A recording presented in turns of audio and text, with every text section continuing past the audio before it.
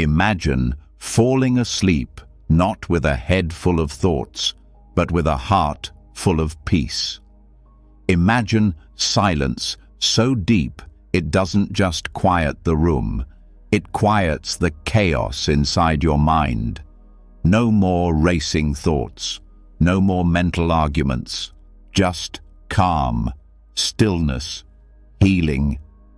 But tell the truth, how many nights have you laid in bed, unable to shut your mind off? You replay conversations, you stress about tomorrow, you feel heavy from carrying thoughts that won't let you rest. And the silence of the night? It doesn't help. It makes the noise inside even louder. The way you end your day is just as important as how you start it. Because if you fall asleep in stress, in noise, in emotional tension, then your healing gets postponed. Your energy stays blocked. Your heart stays heavy. But when you fall asleep in peace, in presence, in deep silence, that's when real healing begins. Today, you're going to discover the kind of silence that doesn't just help you sleep, but transforms your life.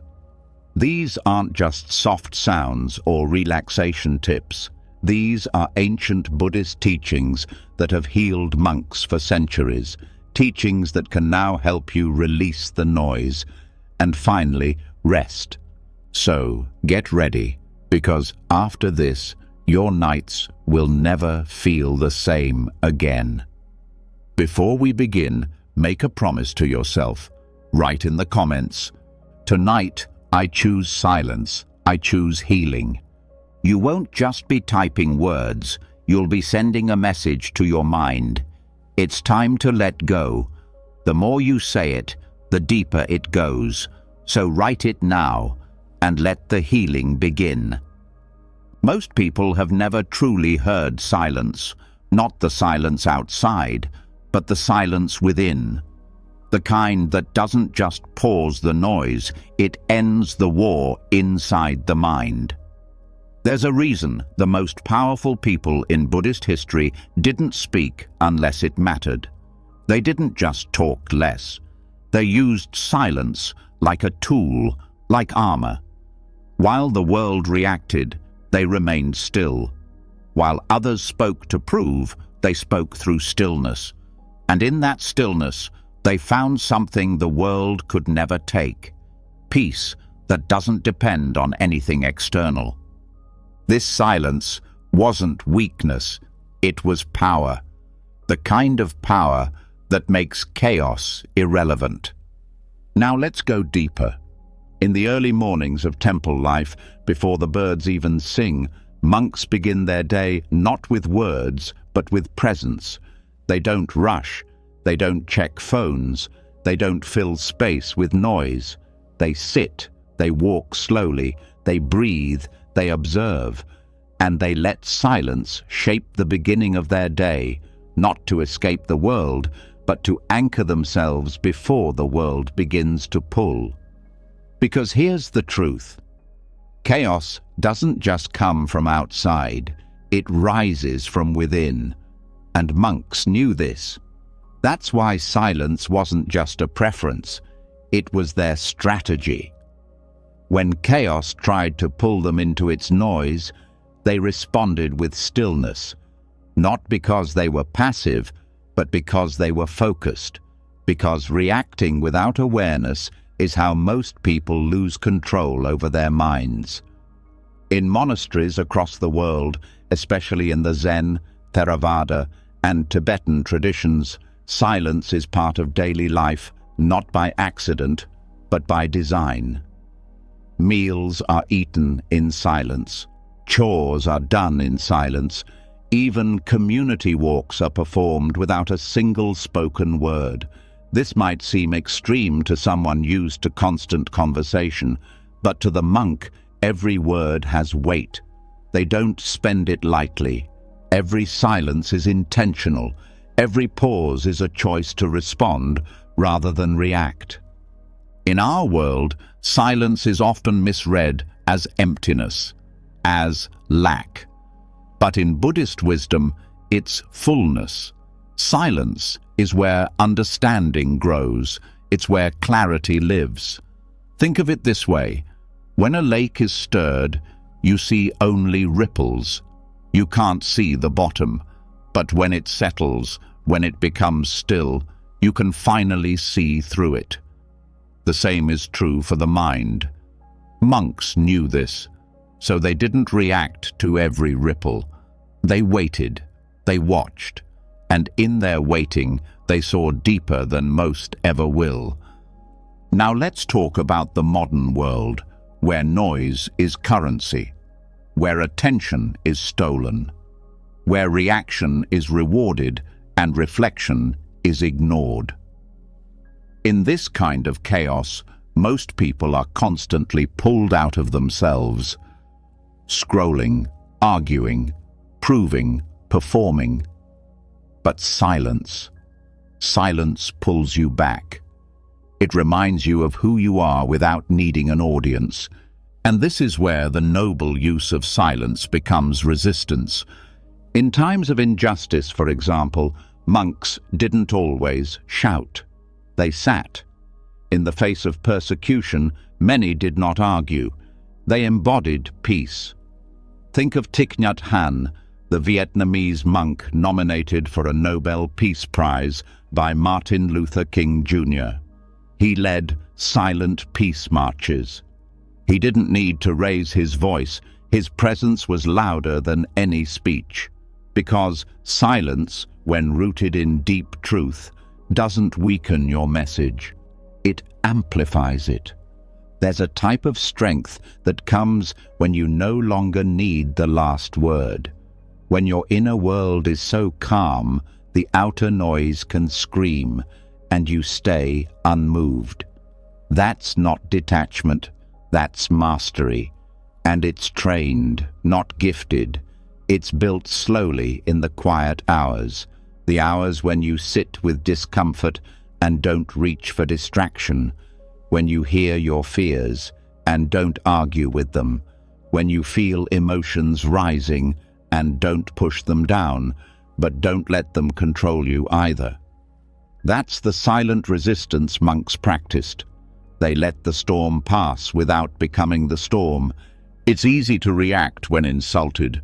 It's easy to explain yourself. It's easy to defend. But silence? That takes inner strength. The kind of strength that sees past the moment. Because when you're truly rooted in yourself, you stop negotiating your peace. You stop letting chaos rent space in your mind. You don't run from it. You just no longer feed it. This silence is not withdrawal. It's wisdom. A monk sweeping the floor in silence is not disconnected. He is connected deeper than most people ever are. Every movement becomes a meditation. Every breath becomes a return to presence.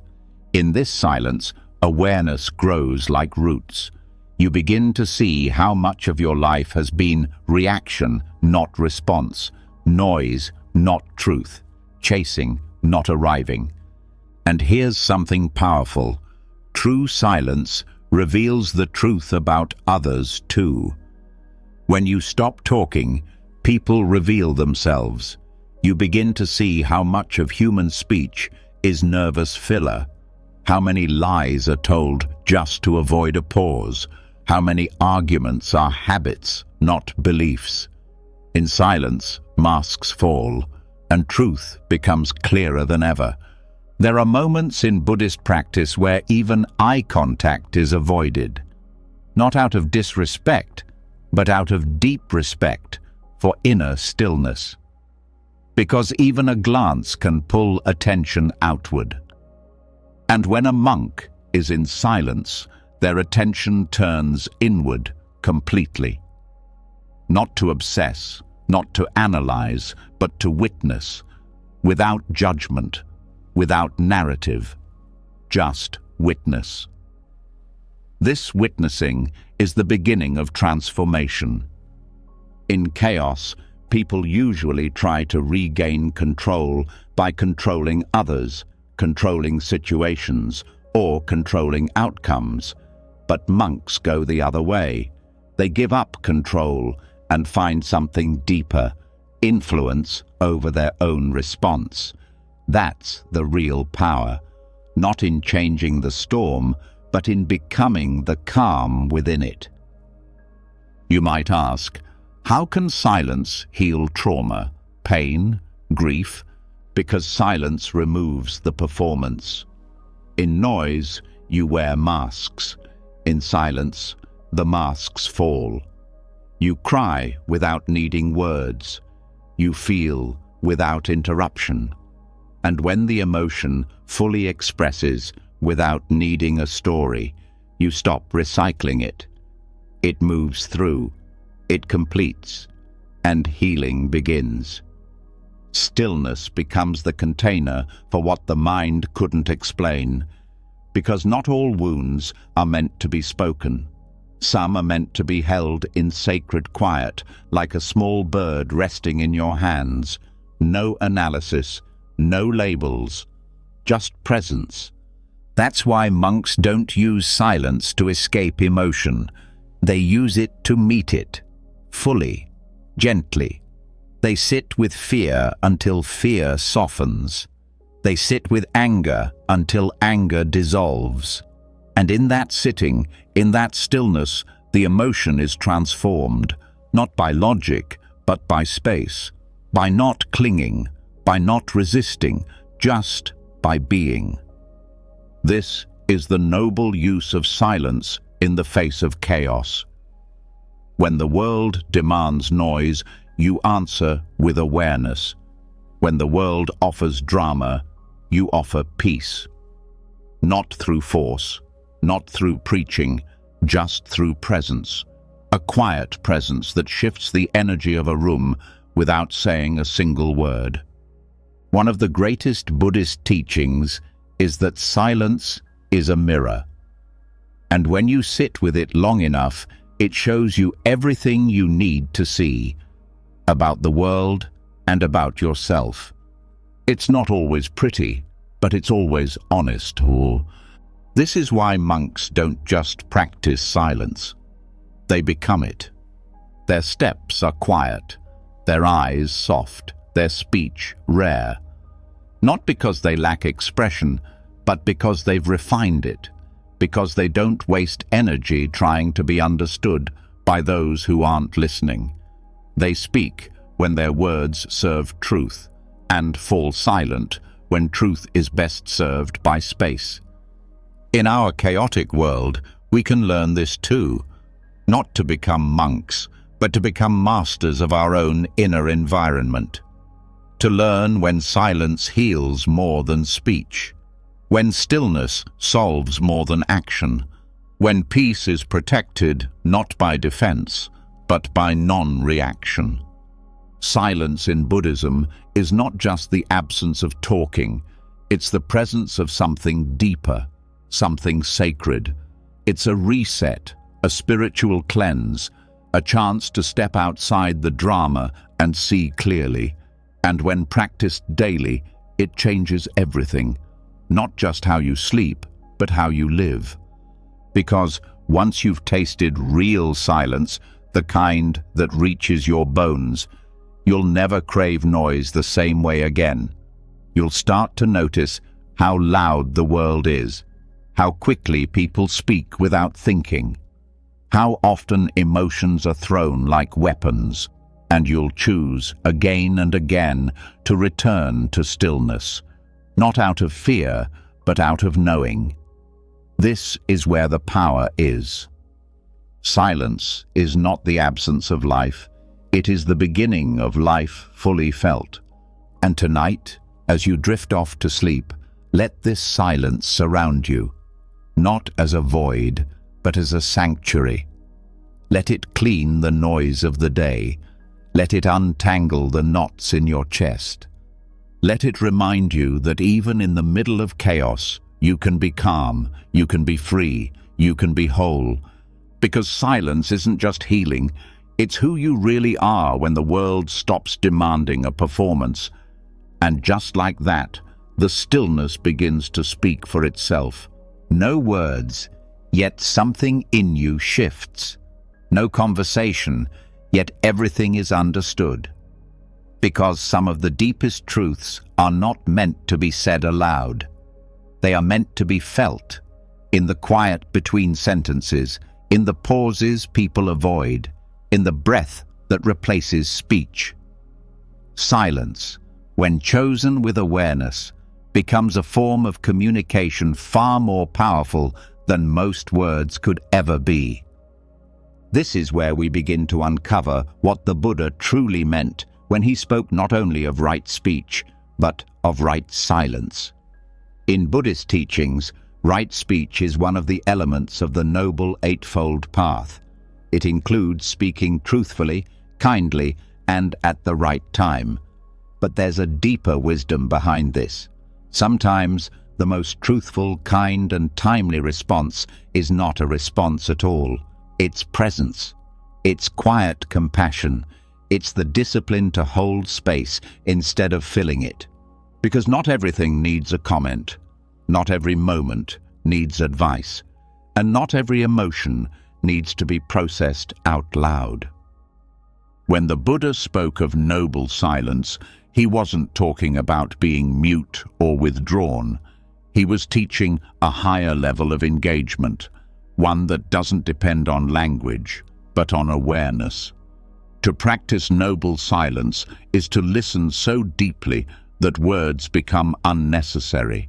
It's to feel so connected that even in stillness, the heart speaks louder than the mouth. Right silence is what happens when the ego is no longer hungry to be heard. When someone is angry, for example, most people speak back. They defend, explain, correct, or retaliate. But the silence of a wise person becomes a mirror. It reflects the anger without multiplying it. It gives space for the other person's fire to burn out, without adding more fuel. That's not passivity. That's strategic stillness. It's emotional intelligence disguised as quiet.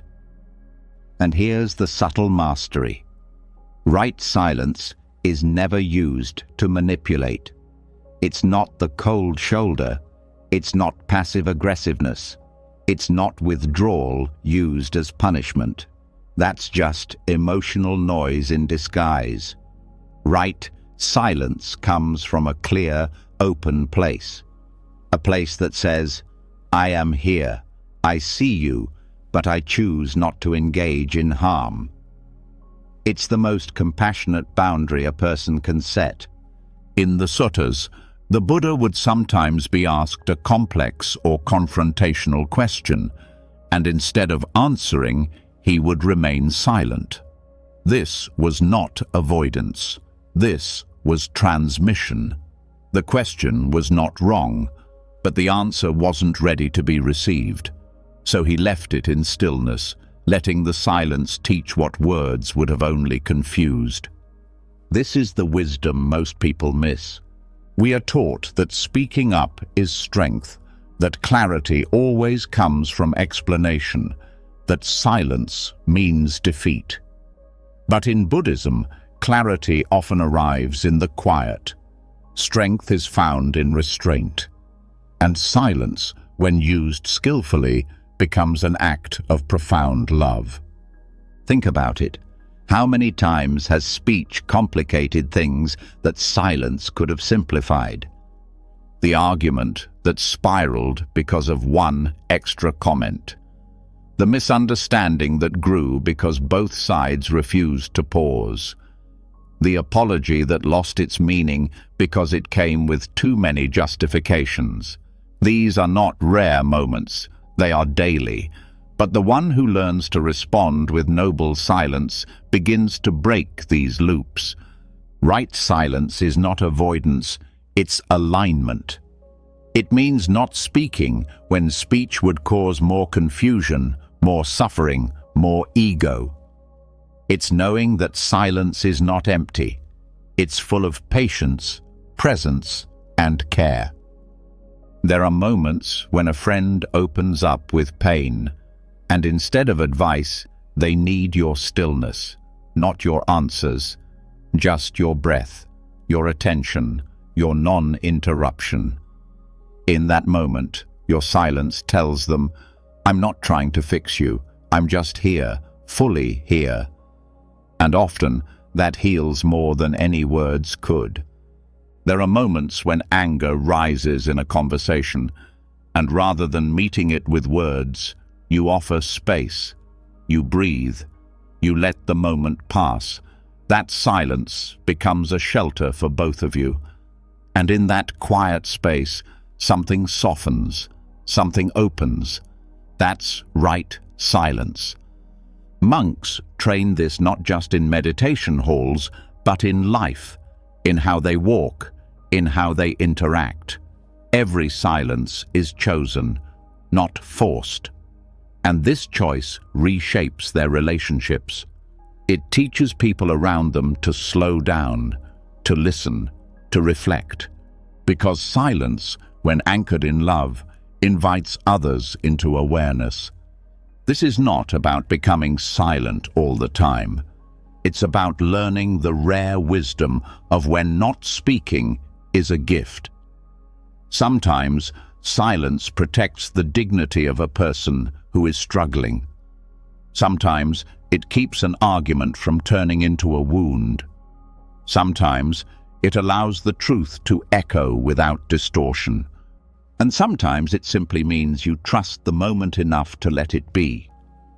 The ego rushes to explain, to correct, to defend its image. But right silence says, I don't need to win this. I don't need to be right. I need to stay aligned. And that becomes a quiet revolution, a rebellion against the noise of the world that always wants the last word. There's a Buddhist phrase, speak only if it improves upon the silence. That's not just poetic, that's practical, because silence in itself is healing. It's rest for the nervous system. It's a space where the mind untangles itself, where emotions dissolve without analysis, where the heart feels safe to be soft again. Speech is important, yes, but only when it serves clarity, when it comes from silence, not from noise. Right speech grows out of right silence, not the other way around. Many practitioners begin to notice over time that the more they meditate, the less they need to talk. Not because they become withdrawn, but because they stop needing to fill space. They become comfortable with presence, with being, with letting the silence hold what words cannot carry. In this space, even daily life changes. You begin to pause before replying. You wait an extra breath. You listen to what's not being said. You feel the weight of your words before releasing them, and that mindfulness creates a ripple. Conversations become cleaner, arguments dissolve before they form, emotions are honored without being leaked onto others. Right.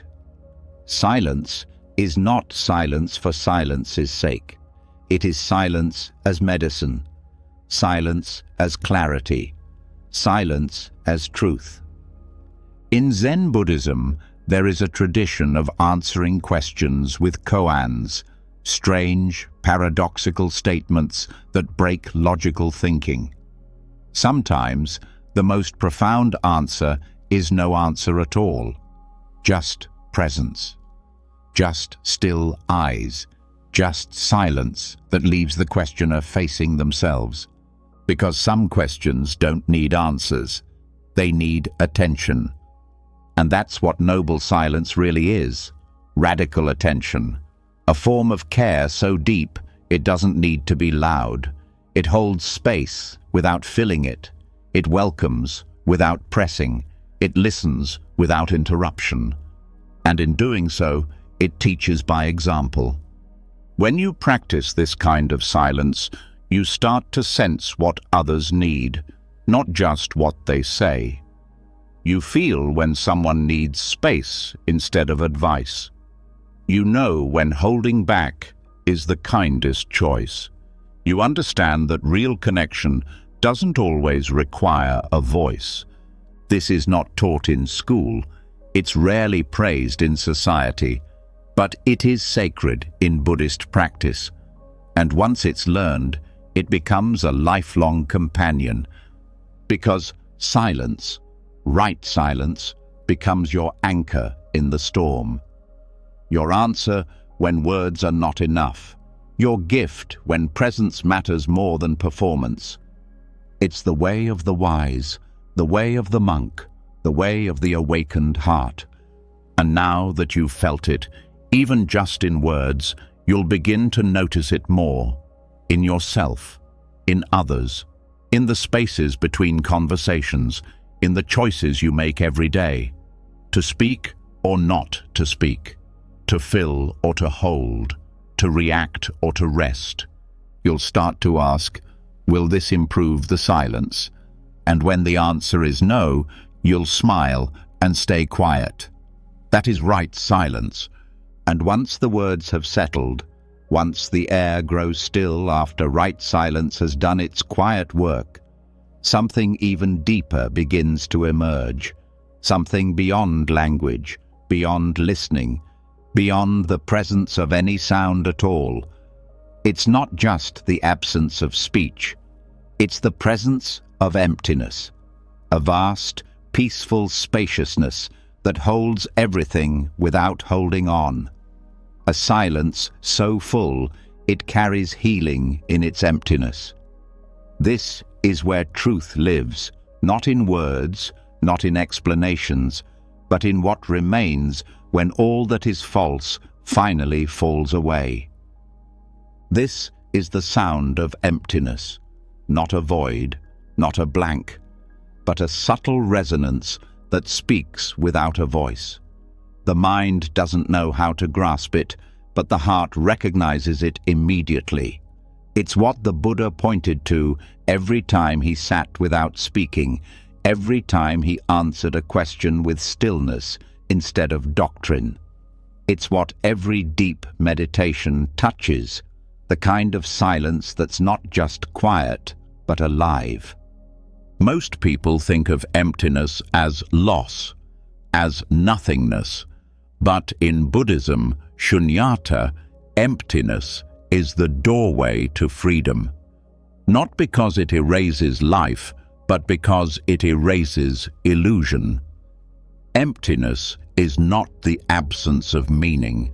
It is the absence of distortion, of ego, of attachment, of noise.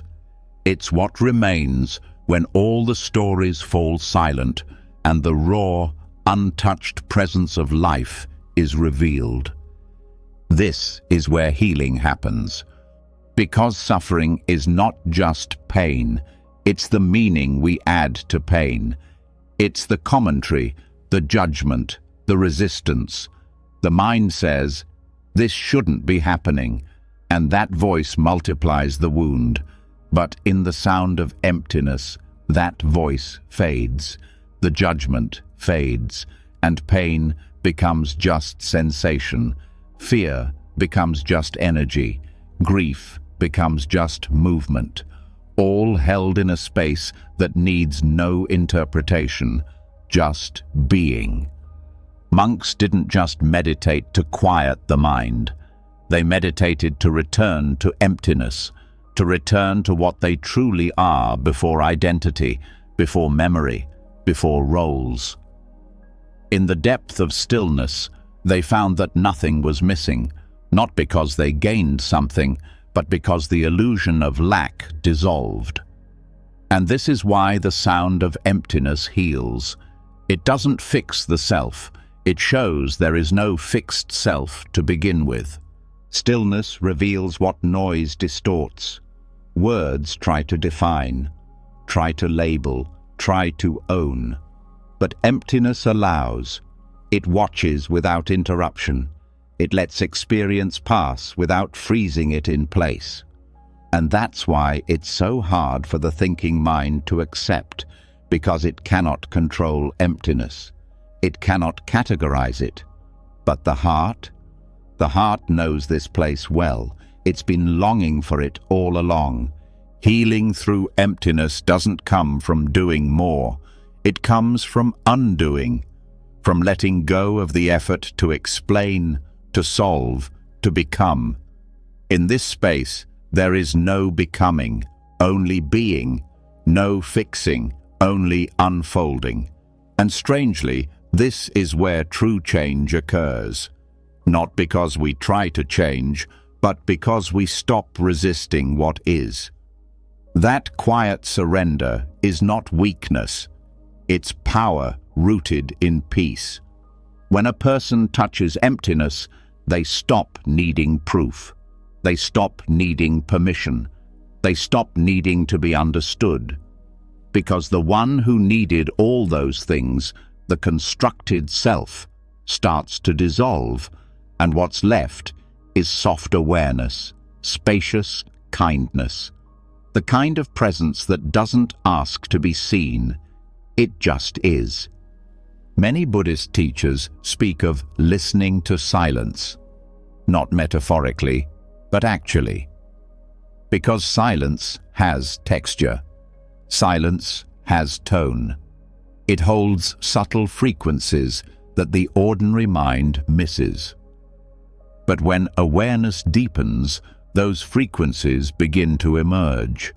A sense of something vast, unmoving, gentle, but undeniably present. This is not imagination, it's direct experience.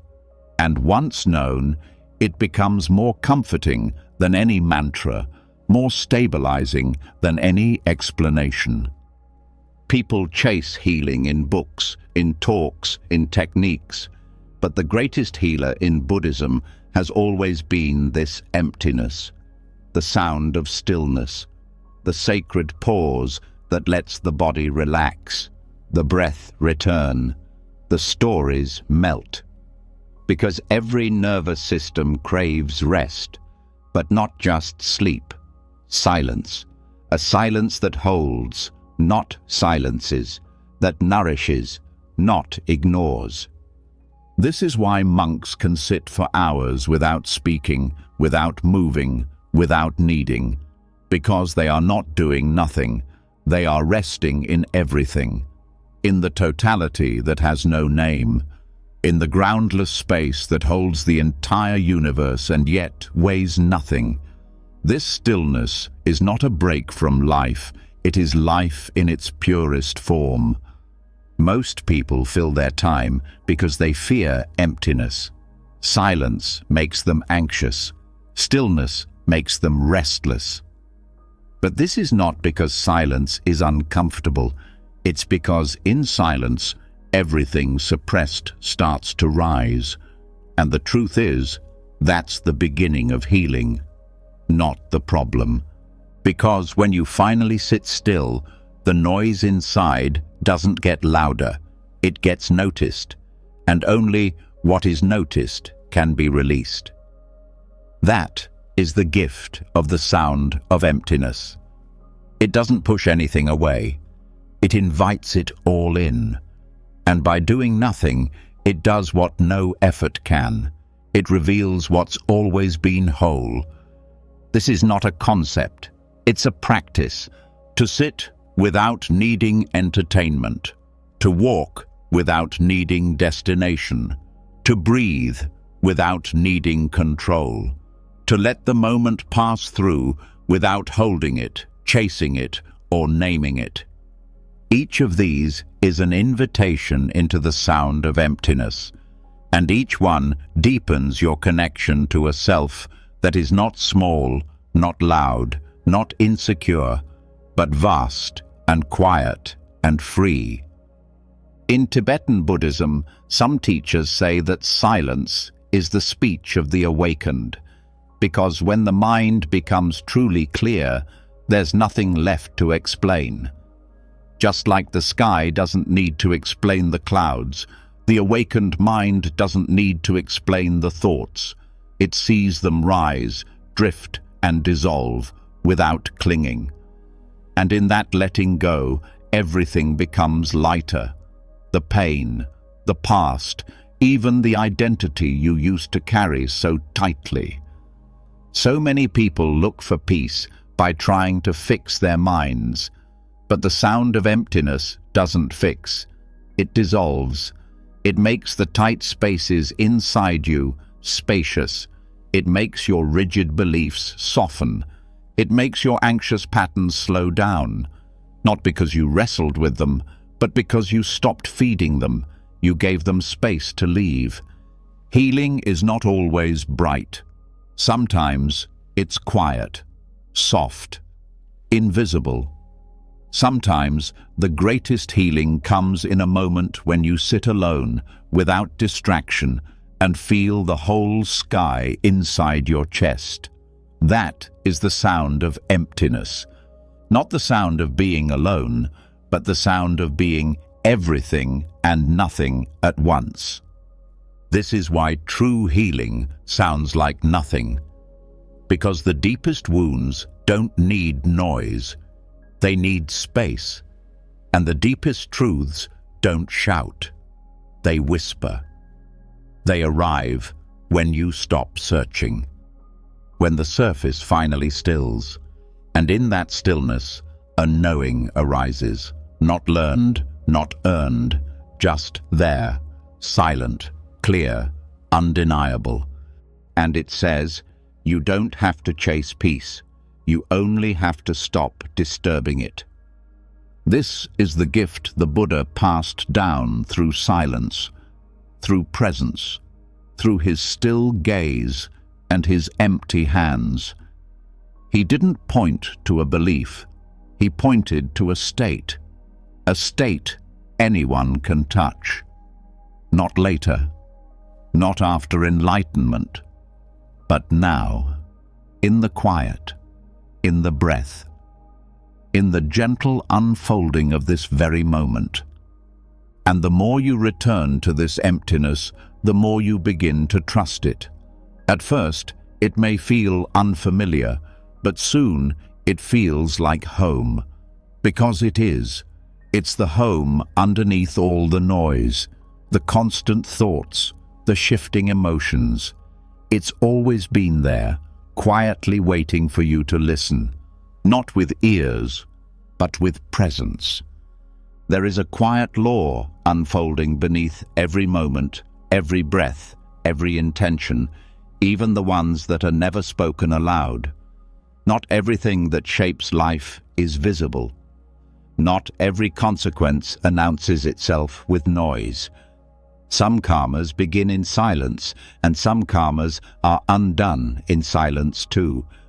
While words and actions shape the world outside, unspoken thoughts and silent choices leave deep impressions inside, and those impressions ripple through lifetimes. After silence has revealed the truth of emptiness, after the noise has fallen and presence has become steady, something deeper begins to rise. A realization that even in stillness, nothing is ever neutral. The mind is always planting seeds. Even in silence, karma is echoing. In Buddhism, karma is not punishment. It's not fate. It's the law of cause and effect. What you think, what you feel, what you intend, these are all seeds. Some grow quickly, some stay hidden for years, but all of them bloom sooner or later. And this blooming doesn't depend on words alone. Even the thoughts you bury, the feelings you suppress, the silent reactions you never speak aloud, they shape your inner landscape. This is the echo of karma in silence. There's a common belief that silence means nothing is happening, that if you don't act, you don't create karma. But that's not how it works. Karma responds not just to action, but to intention, to the movement of the heart, to the energy behind the stillness. A mind that sits quietly but brews resentment is not in noble silence, it's in karmic fermentation. And a mind that sits quietly but radiates compassion even without speaking, is creating a new field of peace around it. This is why inner silence is not just absence, it's transformation. Not all silence is equal. There's silence that suppresses and silence that purifies. The difference is awareness. When monks sit in deep meditation, they are not just calming the surface of the mind, they are observing karma unfold. Thoughts rise like bubbles, feelings appear, try to take hold, and dissolve. And if they're watched without attachment, without judgment, without feeding them, they pass. And in passing, they lose their grip. The karmic loop is broken, not by force, but by seeing. Because karma is not just in action, it's in reaction. The way you meet your own thoughts, the way you meet your emotions, that meeting either reinforces the loop or rewrites it. Take anger, for example. If it rises and you act on it, the loop strengthens. If it rises and you suppress it, it festers underground. But if it rises and you see it clearly, feel it fully, without identifying with it, it begins to fade. That fading is karmic healing. That space you gave it without reaction is the silence that ends the cycle. Every time you bring awareness into silence, you open space for karmic echoes to be heard. They're not loud, but they're there. The silent expectations, the unspoken blame, the habitual roles you play without questioning. These are all karmic imprints repeating themselves until they're seen, and seeing them from stillness changes everything. In daily life, people often speak with restraint, but think with violence. They smile outwardly, but curse inwardly. They obey socially, but rebel mentally. And all of this, though silent, has a karmic cost. Because intention does not need volume to shape the future. It only needs focus. And when focus turns toward fear, anger, judgment, it strengthens those patterns. But when it turns toward compassion, patience, equanimity, those seeds grow instead. The echo of karma in silence teaches one thing clearly. Your inner dialogue is your destiny. Not because the world hears it, but because you do. Because it becomes the atmosphere you live in. A person who constantly thinks with criticism, even silently, is living inside a storm.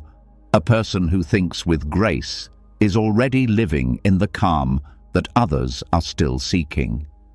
This is why Buddhist practice emphasizes mindfulness, even in thought. It's not about suppressing bad thoughts or forcing positive ones. It's about becoming aware of the mind's movements, without letting them define you. Watching, not clinging. Listening, not reacting. In that awareness, karmic imprints lose power. And there's another layer to this. Some karma is ancestral, passed down in silence, not spoken, but absorbed. Family fears, cultural shame, collective trauma. These aren't shouted. They're whispered through generations. They settle quietly into posture, habits, expectations, and unless they're met with conscious stillness, they continue undisturbed. But silence breaks patterns too. When you sit still long enough, the noise of your lineage rises, the beliefs you inherited, the emotional loops you didn't choose, the roles you were expected to play. And when those rise and you don't perform them, don't believe them, don't run from them, you become the end of that loop. You become the one who sees, and the one who sees becomes free. This is the sacred power of inner silence. It doesn't just help you feel better, It helps you stop repeating what never belonged to you. It gives you a pause long enough to choose a new direction, to act with intention instead of momentum, to live from wisdom instead of habit. In the Tibetan tradition, there are practices where a practitioner visualizes karmic seeds being burned away by the heat of awareness. Not literally, but energetically. Each time the mind stays present with an old story without feeding it, the story loses its roots. This is not poetic. It's precise. It's the science of attention. Where attention goes, energy flows. So if you give silent attention to pain, not through resistance, but through curiosity, you change its structure. You change your relationship to it. And because karma is always relational, that change is everything. You begin to see that silence is not neutral. It's a turning point. A silent breath before speaking can stop a lie from becoming real. A silent walk after conflict can stop you from saying something you'd regret. A silent hour each day can reveal truths about yourself that years of talking never uncovered. These aren't just soft skills, they are spiritual technologies, simple, subtle, but powerful enough to shift lifetimes. The echo of karma in silence also works on others. When you hold space for someone without judgment, even without words, you give them a place to unfold differently. Your presence becomes a refuge, not because of what you say, but because of what you don't say. You don't rush, you don't fix, you don't control, you just are. And in that, they can meet themselves without fear. This is why monks can sit with suffering people and bring peace without speaking. Because peace isn't always something you give. Sometimes it's something you stop taking away. And what takes peace away fastest is unconscious reaction. What restores it is conscious presence, silent, steady, loving. Silence is also where karmic insight grows. The more still you become, the more you see the loops. How the same thought leads to the same reaction. How the same reaction creates the same pain. How the same pain reinforces the same belief. And you start to realize you were never cursed. You were just repeating a script. And now you can stop. But stopping doesn't mean escaping. It means staying, long enough to see through the illusion, long enough to feel the pain without becoming it, long enough to see that every karma needs your participation to survive. And when you stop participating, silently, consciously, the loop unwinds. This is the deeper silence. Not just the silence of lips, but the silence of inner rebellion. The silence that says, I will no longer obey the voice of fear. I will no longer react out of habit.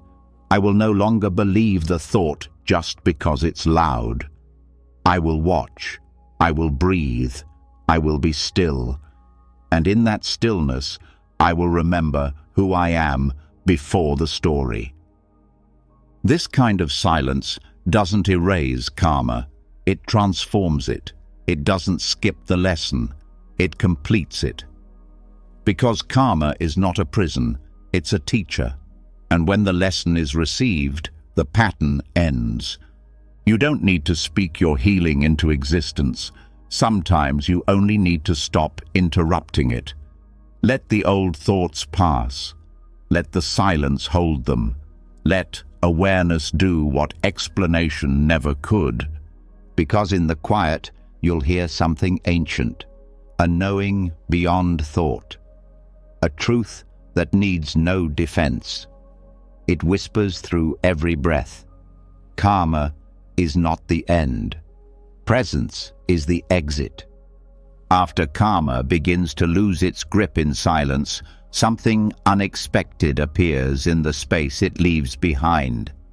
A presence that does not speak, does not judge, and does not seek control. It watches, quietly, constantly, without interruption, not the mind, not the voice in the head, but something behind it, the quiet witness. This is the turning point in Buddhist practice. Not simply calming thoughts, not resisting them, but stepping back far enough to see that none of them are truly who you are. That awareness can exist without being caught in what it sees. And this shift from identification to observation is one of the most powerful transformations a human being can experience. It is not loud, it does not demand attention, but it changes everything. To become the quiet witness is to leave behind the need to fix every emotion, finish every story, or win every mental argument. It is the beginning of spiritual clarity, not because the thoughts stop, but because they no longer stick. Like clouds passing in a vast sky, they move, they change, and they dissolve, and the sky remains untouched. Most people spend their lives inside the mind's theater. They sit in the front row of every thought, reacting to every scene, believing every storyline. But the Buddhist path offers a different seat, behind the projector, where you no longer follow the story. You observe it. You begin to see the thought, the feeling, the sensation, not as me or mine, but simply as passing content in awareness. This may sound simple, but it requires deep practice. Because the habit of identification is strong, it begins in childhood. We are trained to believe that what we think is what we are, that what we feel defines our identity. But the quiet witness watches the thought and knows, this is just a thought. It feels the emotion and says, this is just energy. It sits with discomfort and understands, this too will pass. And that gap between experience and reaction, that's the space where freedom lives. In that space, the brain begins to change. Modern neuroscience confirms what ancient monks discovered long ago. Watching without reacting rewires the mind. The more you observe without clinging, the more the brain unlearns its automatic responses. The amygdala, responsible for fear and reactivity, begins to quiet. The prefrontal cortex, responsible for awareness and regulation, strengthens. Over time, you stop reacting because there is nothing inside you that needs defending. Peace is not the absence of emotion, it is the absence of entanglement. Becoming the quiet witness doesn't mean becoming distant. It means becoming present without being pulled. You can be fully in a moment without becoming lost in it. You can experience sadness without drowning in it. You can feel anger without acting from it. This is not repression. It is reverence for clarity. Monks spend years training this way of seeing. They walk, sit, eat and breathe with awareness turned inward, not to escape the world, but to anchor themselves so deeply in presence that the world no longer shakes them. Every act becomes a meditation. Every moment becomes a mirror. They don't control life, they see it clearly, and in that clarity, control becomes unnecessary. There is no need to push away a thought when you are not trying to protect a self from it. There is no need to fear emotion when you are not fused with it. The quiet witness does not choose denial. It chooses neutrality. It doesn't say, this is good or this is bad. It simply says, this is here. And that simple noticing, repeated again and again, begins to dissolve the illusion of a fixed self. You start to see that what you called I is a changing stream of experience. Thoughts rise and fall, emotions come and go, even your body changes, but the witnessing presence remains, still, steady, silent. This is the foundation of equanimity, not a dull, indifferent peace, but a radiant calm that comes from knowing that you are not what moves. You are what watches the movement. In daily life, this practice creates a profound shift. Stress still visits, but it doesn't stay. Triggers still happen, but they don't control. You still feel, but you are no longer owned by your feelings. Conversations become cleaner. Decisions become clearer. You no longer need to prove anything because you are no longer defending an illusion. To cultivate this witnessing mind, start where you are. Right now, notice the breath. Don't change it, just notice it. Then notice the thought that says, this is boring, or I'm not doing it right. Don't fight the thought. Don't believe it either. Just watch it rise, exist, and fade. This is the practice. With time, you'll begin to see that you are not just practicing awareness. You are awareness. The thoughts are like weather. You are the sky.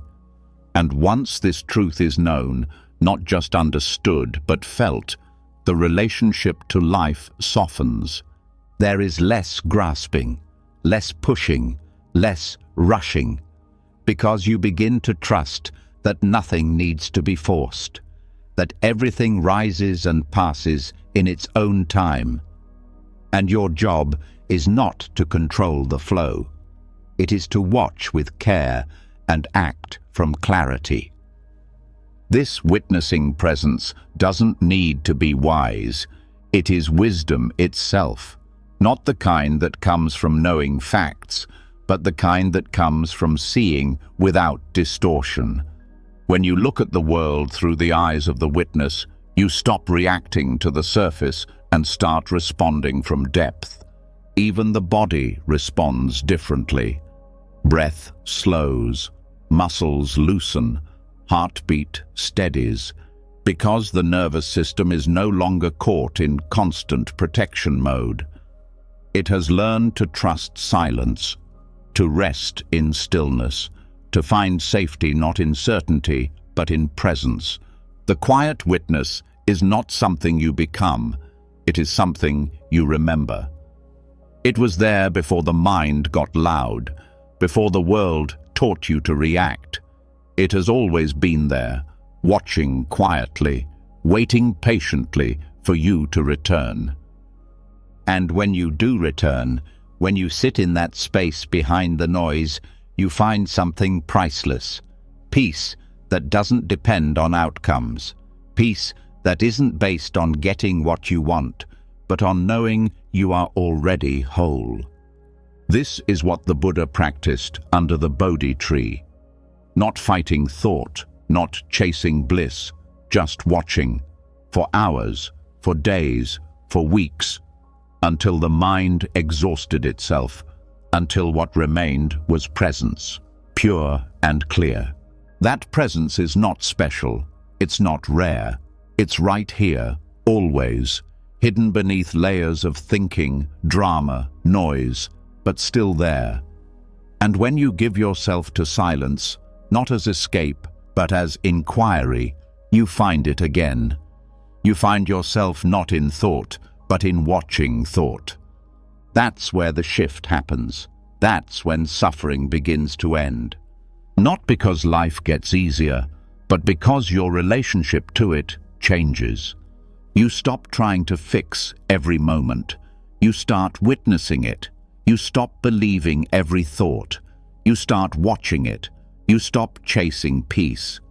You realize you are peace when nothing else is being added. And in that realization, the world feels new. Not because it changes, but because you're no longer reacting from habit. You're responding from wholeness. So sit with that, breathe with that, let it deepen, let it grow. And when the quiet witness is no longer just a concept, but a felt reality, when the observer has become steadier than the emotions it observes, a new kind of silence begins to call. Not just the silence between thoughts, not just the pause before a reaction, but a silence that is chosen fully, intentionally, as a way of living, as a sacred vow. This is where Muna begins, not as absence of sound, but as a path of healing. Mauna is the Sanskrit word for silence, but it does not simply mean being quiet. It refers to a disciplined, conscious silence that purifies the mind, resets the nervous system, and severs the mental loops that feed anxiety and emotional addiction. It's not something done out of obligation. It's taken as a vow, with reverence, with trust, and with the clear understanding that silence is not empty. It is medicine. The ancient seekers who took the vow of Muna weren't just avoiding noise. They were dissolving the self who needed to speak, to defend, to explain, to constantly narrate experience. They were making space for something deeper to rise. Truth without decoration, peace without condition, and healing without effort.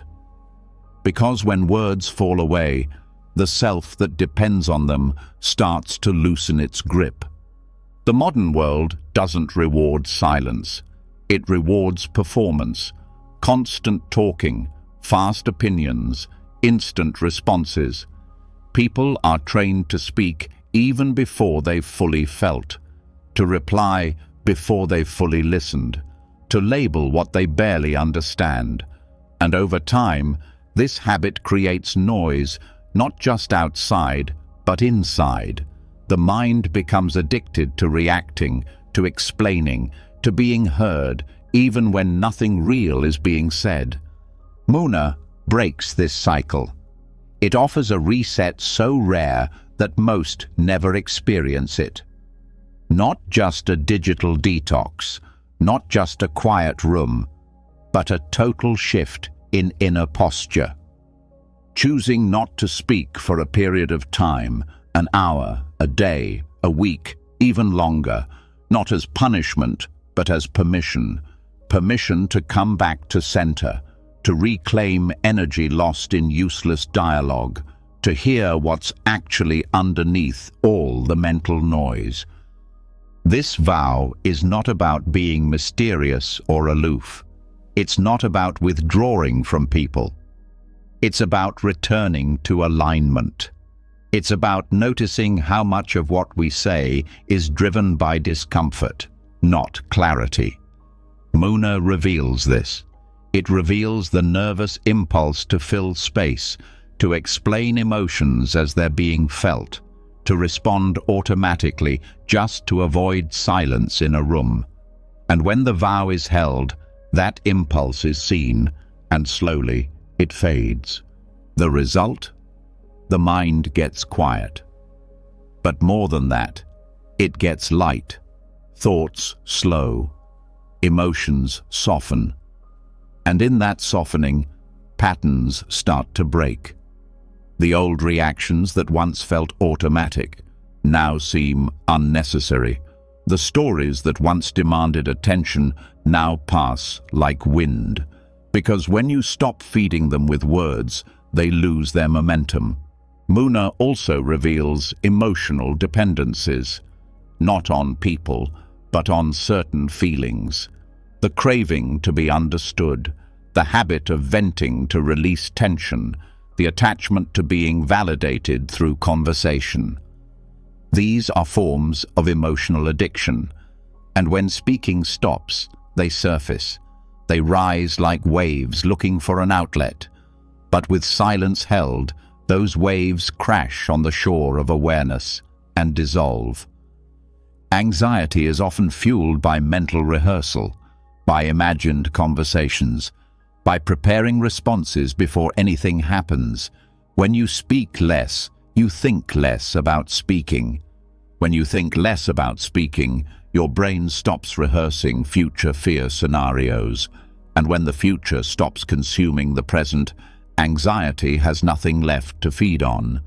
This is why monks take temporary or lifelong vows of silence, not to cut themselves off from the world, but to reconnect with it without interference. Muna is not isolation, it's purification.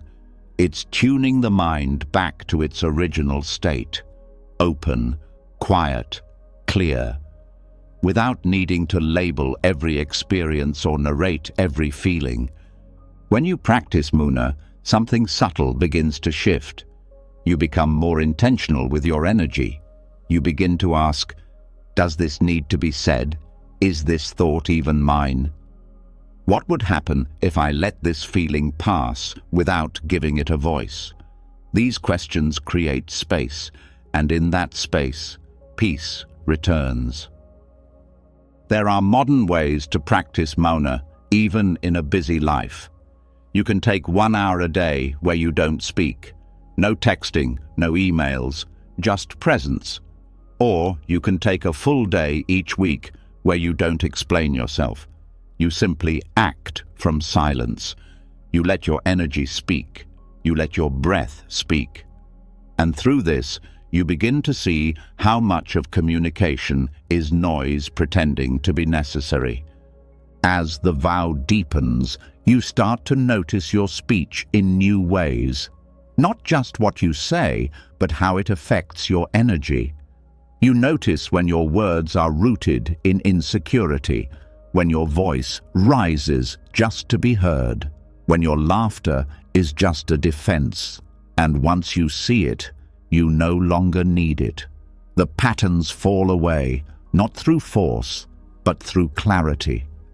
Muna teaches you to hold your truth quietly, to carry your presence like a flame that doesn't flicker just because the world gets loud.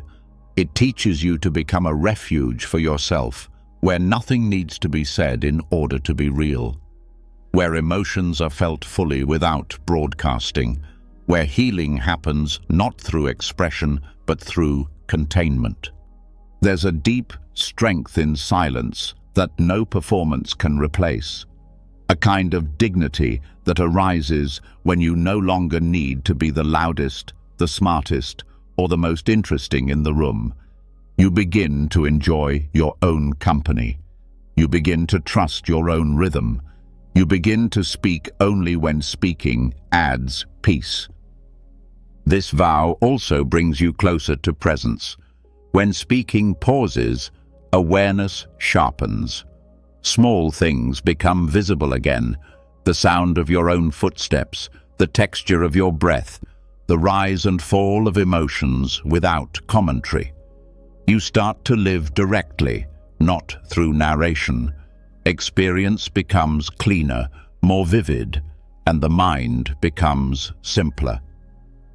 Many spiritual teachers describe a moment in their silence practice when the identity they used to carry, the one made of stories, names, accomplishments, simply dropped. Not with force, but with quiet clarity. Because they saw that none of it was required for presence to exist. None of it was required to feel alive. Muna gives access to this realization, not by adding anything, but by removing the noise that covers it. It's not a suppression of truth. It's a resting in truth so pure it doesn't need words. A truth that can be known only when the mind has emptied its opinions and the heart has emptied its defenses. For someone living in constant stimulation, this vow may feel challenging, but that challenge is the very reason it works, because it interrupts the cycle of reaction. It cuts the thread of unconscious behavior, and it does so gently. There's no punishment in Muna, no force, just a return to the place where life is enough as it is, without being named, shared, or explained. And perhaps most importantly, Muna deepens compassion. Not the kind that's performed with words, but the kind that's felt in silence. The kind that listens completely, holds space without advice, and radiates calm even when everything around is loud. This compassion does not need to be seen. It simply is. And in this quiet compassion, connection deepens with others, with yourself, with the present. As the vow is practiced over time, it becomes less of an effort and more of a homecoming. Silence stops being a challenge and starts becoming a refuge. You begin to crave it, not to escape, but to reset. You start to protect it, not out of fear, but out of reverence. Because you've seen what happens when speech is delayed, when emotions are held, when presence is chosen. Peace rises, clarity returns, healing becomes natural, and you begin to realize words can only do so much. There are places inside you that only silence can reach. This is the vow of Mona. Not to escape life, but to see it clearly. Not to reject the world, but to return to it with a heart that has been purified by stillness. And when silence is no longer just something practiced, but something lived, when it's not just a break from noise, but the very space where truth is met, another level of healing begins, deeper than habit, deeper than rest. It is the end of conflict, not outside, but within. Because underneath every story, every opinion, every reaction, there is a quiet war. Thought versus thought. Doubt versus belief. Self-image versus reality. And this war doesn't need louder answers. It needs stillness. The kind of stillness that doesn't take sides. The Buddha's silence wasn't passive. It was deliberate. When faced with questions meant to trap or provoke, he didn't always reply. Not because he lacked answers, but because he saw the trap, the mind's addiction to needing to win, the ego's hunger to defend itself, the illusion that talking more brings peace. He didn't try to fix every confusion with words. He offered space instead, the kind of space where the need to argue dissolves before it begins. That same space lives within everyone, but most never touch it, because the moment discomfort arises, the reflex is to think louder, argue harder, defend quicker. Mental debates run endlessly. Should I have said that? Why did they act that way? What if this happens? The mind becomes a courtroom, and the ego, it wants to win every case. But silence has no side. It's not a defense. It's a release. Letting silence end the war inside the mind begins with a single shift, choosing not to argue with yourself. Not because you've surrendered to defeat, but because you no longer believe that every thought needs a response. Most internal battles are recycled energy, old fears wearing new masks, childhood echoes wrapped in adult language. And the only reason they keep circling is because attention keeps feeding them. When silence is chosen, not out of exhaustion, but out of wisdom, the cycle stops. The loop ends.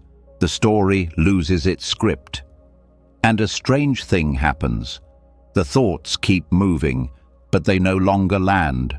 The emotions rise, but they don't drown you. They pass like wind through open space. Nothing to cling to, nothing to push. This kind of silence is not just the absence of sound, it's the absence of conflict. Not because there's nothing happening inside, but because you've stopped taking sides. In meditation, this practice becomes clear. Thoughts come up, opinions, old memories, regrets, the urge to replay a conversation, to defend a past decision, to justify a choice. But instead of reacting, you sit, you breathe, you don't follow, you don't resist, you witness. And that witnessing creates a shift, not in the content, but in your relationship to the content. The mind will say, "But you need to explain yourself." Silence says, "Let it be." The ego says, "You were wronged, you need justice." Silence says, "Watch the pain, not the story." The fear says, "You need to prepare for every outcome." Silence replies, "Stay here, let this moment be enough." And with time, the mind begins to learn. Not through logic, through repetition, through the repeated experience of peace when nothing is said, nothing is answered, and nothing is controlled. That's when the war inside begins to dissolve, because it's no longer necessary. The self that needed to be right, to be liked, to be perfect, that self isn't being fed anymore. And without attention, it fades. This doesn't mean apathy. It doesn't mean detachment from life. It means involvement without inner resistance. You live fully, but you're not arguing with life while doing it. You let others speak without rehearsing your reply. You feel anger rise, and you let it rise without wrapping it in justification. You stop narrating your pain and instead allow it to pass. Buddhist silence does not erase thoughts. It renders them powerless. It allows space between the trigger and the reaction. And in that space, clarity grows. You begin to see, this thought isn't new. This fear has been here before. This conflict isn't about what it seems. And more than anything, you begin to see that the peace you thought had to be earned was here the entire time. It was just buried beneath defense. Defense against judgment, against rejection, against being misunderstood. But the irony is, the more we defend, the more fragmented we feel. The louder we get, the less we hear. The more we push, the less we rest. Silence ends the war, not by overpowering it, but by withdrawing its energy. Think of how often the inner voice fights against what already is. It shouldn't have happened. I shouldn't feel this way. They should understand me. These are the starting points of most mental noise, and yet every one of them is a resistance to reality, a rejection of the present. And in Buddhism, it's this resistance, not the event itself, that causes suffering. When silence enters, it doesn't agree or disagree. It holds the moment without needing to fix it. And from that holding, something remarkable unfolds. Understanding, forgiveness, release. Not because the situation changed, but because your grip on it did. This is why silence is not inaction. It's the most powerful non-reaction. It's what turns the mind from a battlefield into a sanctuary, from a courtroom into a temple, from a place of endless noise into a space of quiet wisdom. The ego will resist this, because the ego thrives on comparison. It wants to argue, it wants to be heard, it needs a villain. But in silence, there are no enemies, there are only patterns, seen clearly, watched gently, and allowed to dissolve. Even physical healing begins here. Studies in neurobiology show that when the mind quiets, the body follows. In deep silence, heart rate lowers, cortisol drops, inflammation reduces. Because the body is no longer responding to a constant stream of perceived threats, most of which were never real to begin with. Mental wars don't just happen during big events. They happen in the background constantly.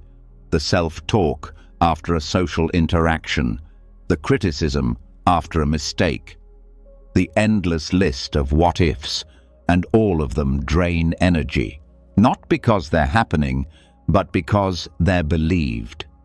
Buddhist silence doesn't ask you to deny your mind. It invites you to stop worshipping it.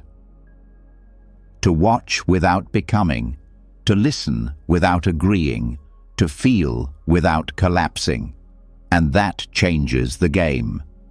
Eventually, peace is no longer something you chase. It becomes the default, not because the world becomes easier, but because your mind stops turning every moment into a debate. The inner judge steps down. The inner critic grows quiet. The need to constantly defend who you are fades. And what remains is a person who doesn't need to be right because they're already whole. This is not passive spirituality.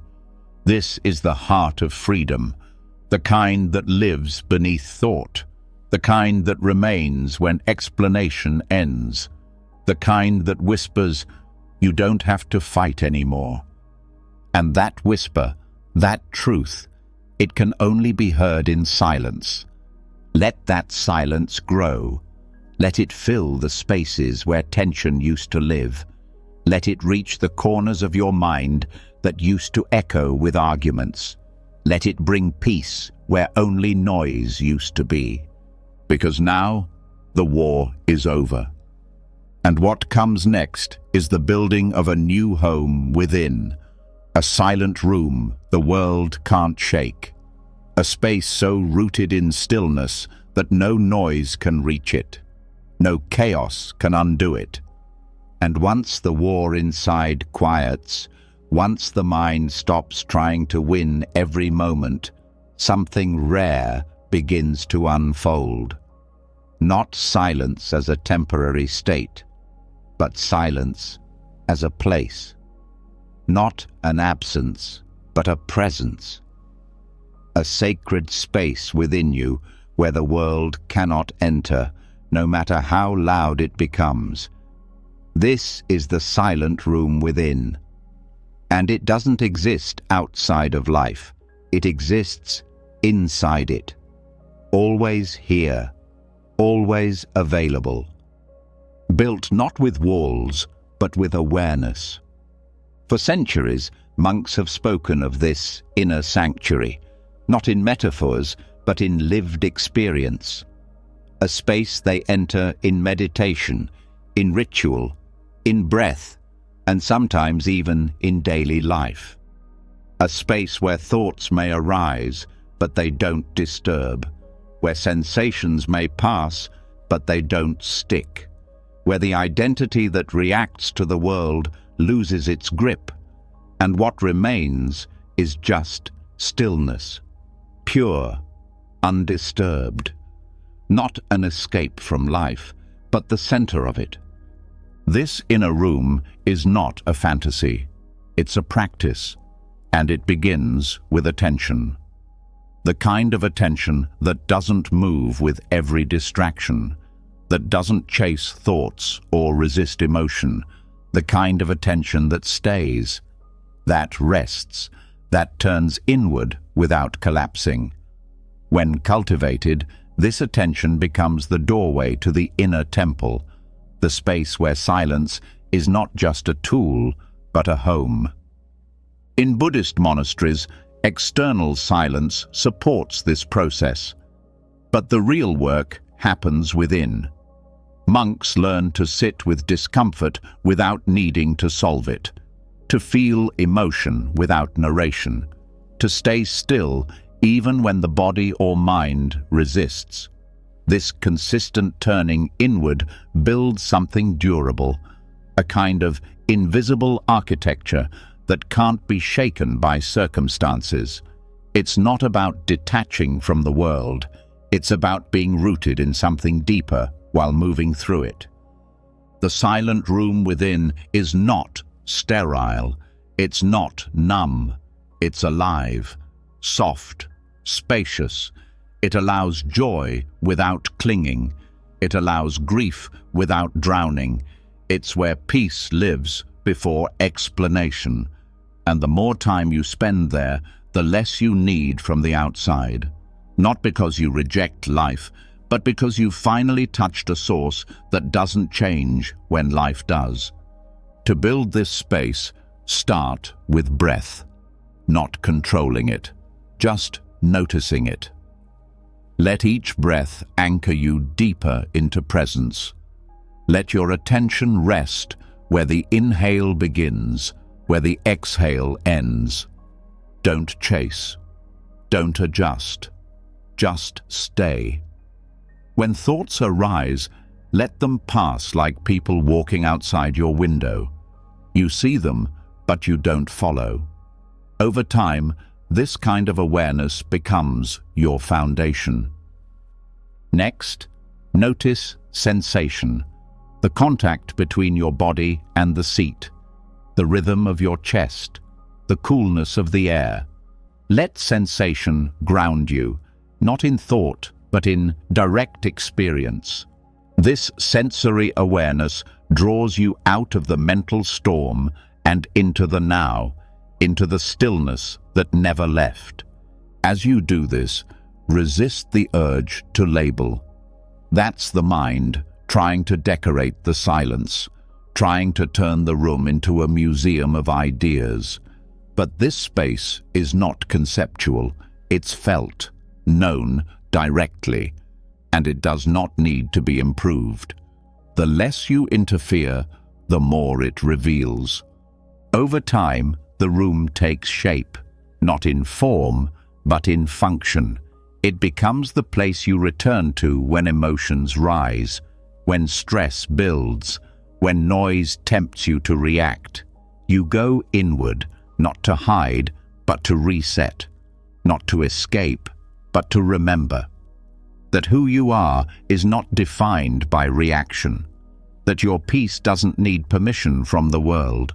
This inner space becomes a refuge, a place where no insult reaches, where no praise disturbs, where no fear takes root. Because in this room, you've let go of identity, of narrative, of needing to be seen. You're not performing, you're not proving, you're simply present. And that presence becomes your protection. In Buddhism, this space is sometimes referred to as the unconditioned, the part of the mind not shaped by past experience or future worry. It's not touched by memory, it doesn't plan, it just is. And though it sounds abstract, it can be touched through direct practice, through consistent silence, through staying with what is, without adding story. There's a sacred paradox here. The more time you spend in this inner stillness, the more skillfully you move through the outer world. Not because you've detached, but because you've anchored. When someone criticizes you, you feel it, but you don't collapse. When stress appears, it rises, but it doesn't own you. Because part of you is always in the room, always untouched. And that's the point. Not to stop life from happening, but to stop life from shaking you. The silent room within is not about avoiding experience. It's about welcoming all of it without becoming all of it. From this space, you can grieve without fear. You can love without grasping. You can act without ego, because you're no longer trying to get somewhere. You're already home. Monks spend decades refining this practice, but it doesn't require robes or retreats. It requires commitment, a daily return to silence, a refusal to get pulled into every internal dialogue, a willingness to be with yourself without distraction, not as punishment, but as devotion. And slowly, things begin to change. You start to feel calm in places that used to trigger you. You start to smile at thoughts you used to believe. You start to rest in moments that used to create urgency. Not because the world softened, but because you did. Because you built a room where clarity lives. This room does not isolate. It connects. The more stable your inner silence, the more open you become to others. You stop needing people to fix your feelings. You stop needing every conversation to validate you. You become a better listener, a clearer speaker, because you speak from depth, not from habit. There's a saying in Zen, when the mind is still, the whole universe surrenders. This doesn't mean you dominate life. It means you stop resisting it. And when resistance drops, peace rises, not from effort, but from alignment. The silent room within is not a fantasy. It's a responsibility, a place only you can build, only you can protect, and only you can return to. But once it's built, it will hold you in every season, in joy and sorrow, in clarity and confusion. It doesn't need you to be perfect. It only needs you to be present. And this presence, it becomes your teacher, your healer, your anchor in a world that keeps shifting. You start to live from this space, speak from this space, decide from this space.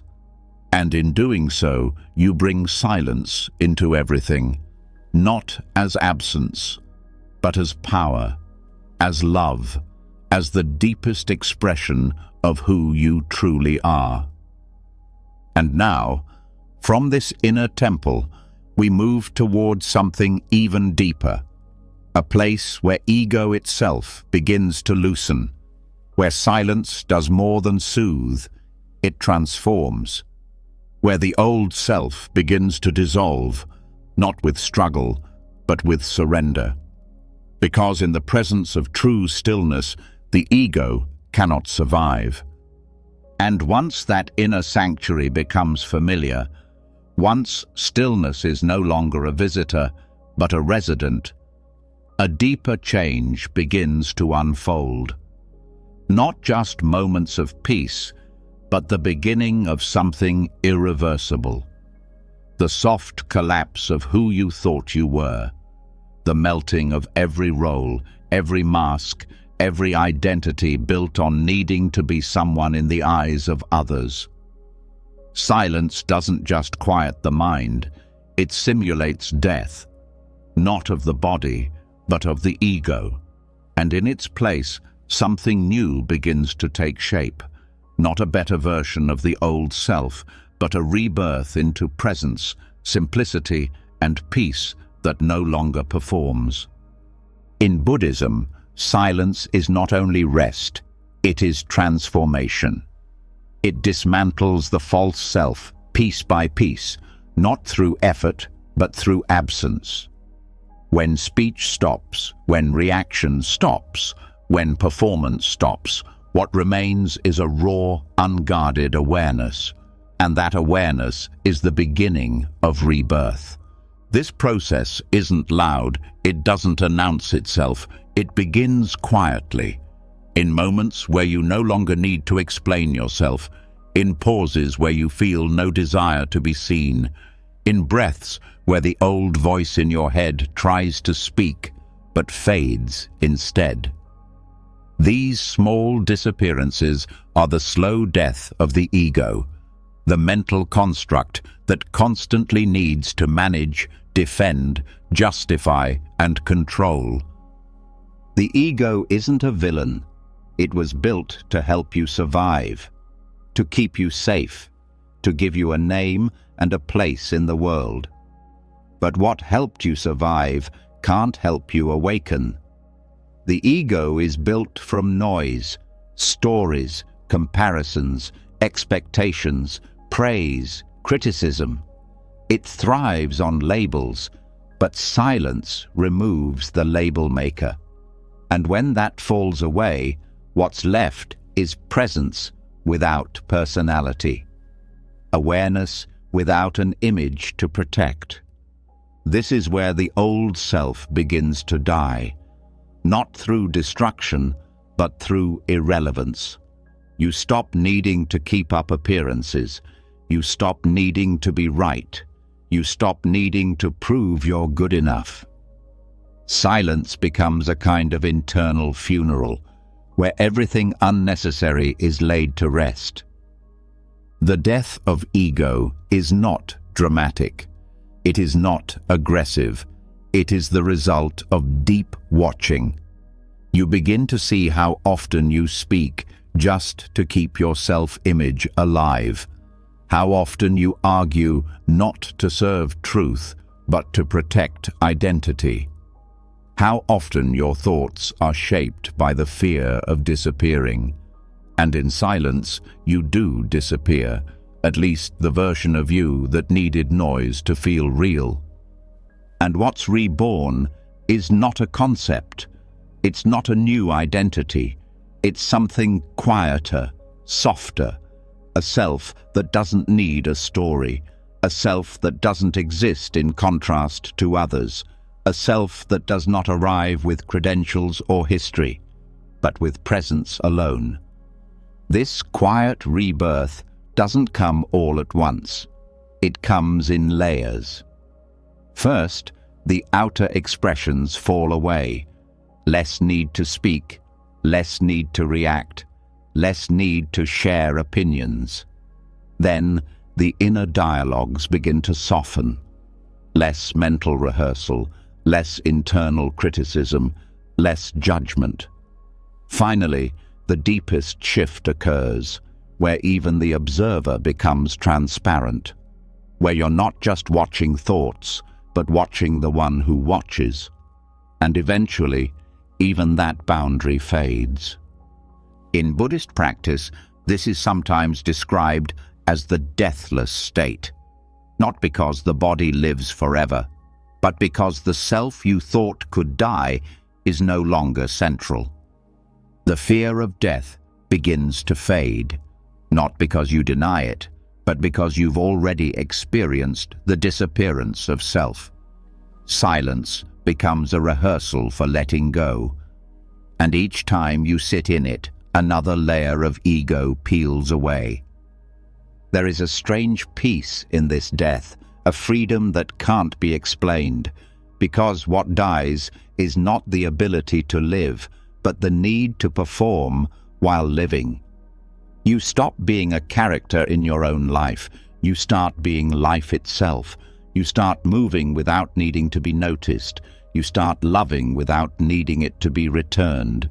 You start breathing without needing to announce that you're breathing. And in this quiet rebirth, everything becomes lighter. You stop carrying the weight of your history. You stop carrying the pressure of your future. The body relaxes. The nervous system resets. The heart opens, not as a dramatic awakening, but as a steady softening, a slow return to the center that was never lost, just hidden under layers of noise. This transformation doesn't mean you stop functioning. You still engage with the world. You still work, connect, speak when needed. But something inside has changed. There is no longer a grasping for identity, no more hunger to be affirmed. Your actions are no longer echoes of insecurity. They become reflections of clarity. The people around you may notice. They may say you've become quieter, calmer, harder to provoke. What they're really seeing is the absence of ego, the space where tension used to live, the silence that now speaks louder than the words it replaced. The process can be disorienting. There may be moments when the mind panics, tries to reclaim its role. It may flood you with doubt. Who are you without ambition, without opinion, without struggle? But these are echoes, the dying gasps of a self that thrived on complexity. Let them pass. Stay silent. Keep watching. In the Zen tradition, this phase is often marked by the phrase, no self. But it doesn't mean emptiness in a negative sense. It means fullness without edges, being without needing to be anything specific. It's not losing yourself. It's being so free you no longer need to define what yourself even means.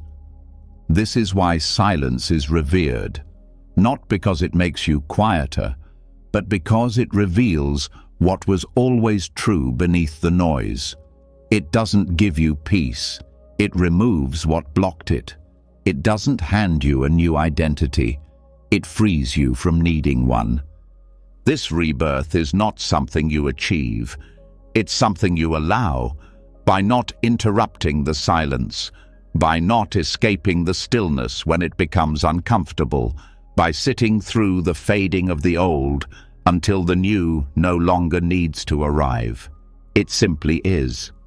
There is a kind of joy that arises here, not the high of excitement, but the deep ease of being unburdened, the joy of waking up without needing to carry your image, the joy of being enough without needing to earn it, the joy of stillness that cannot be disturbed by success or failure.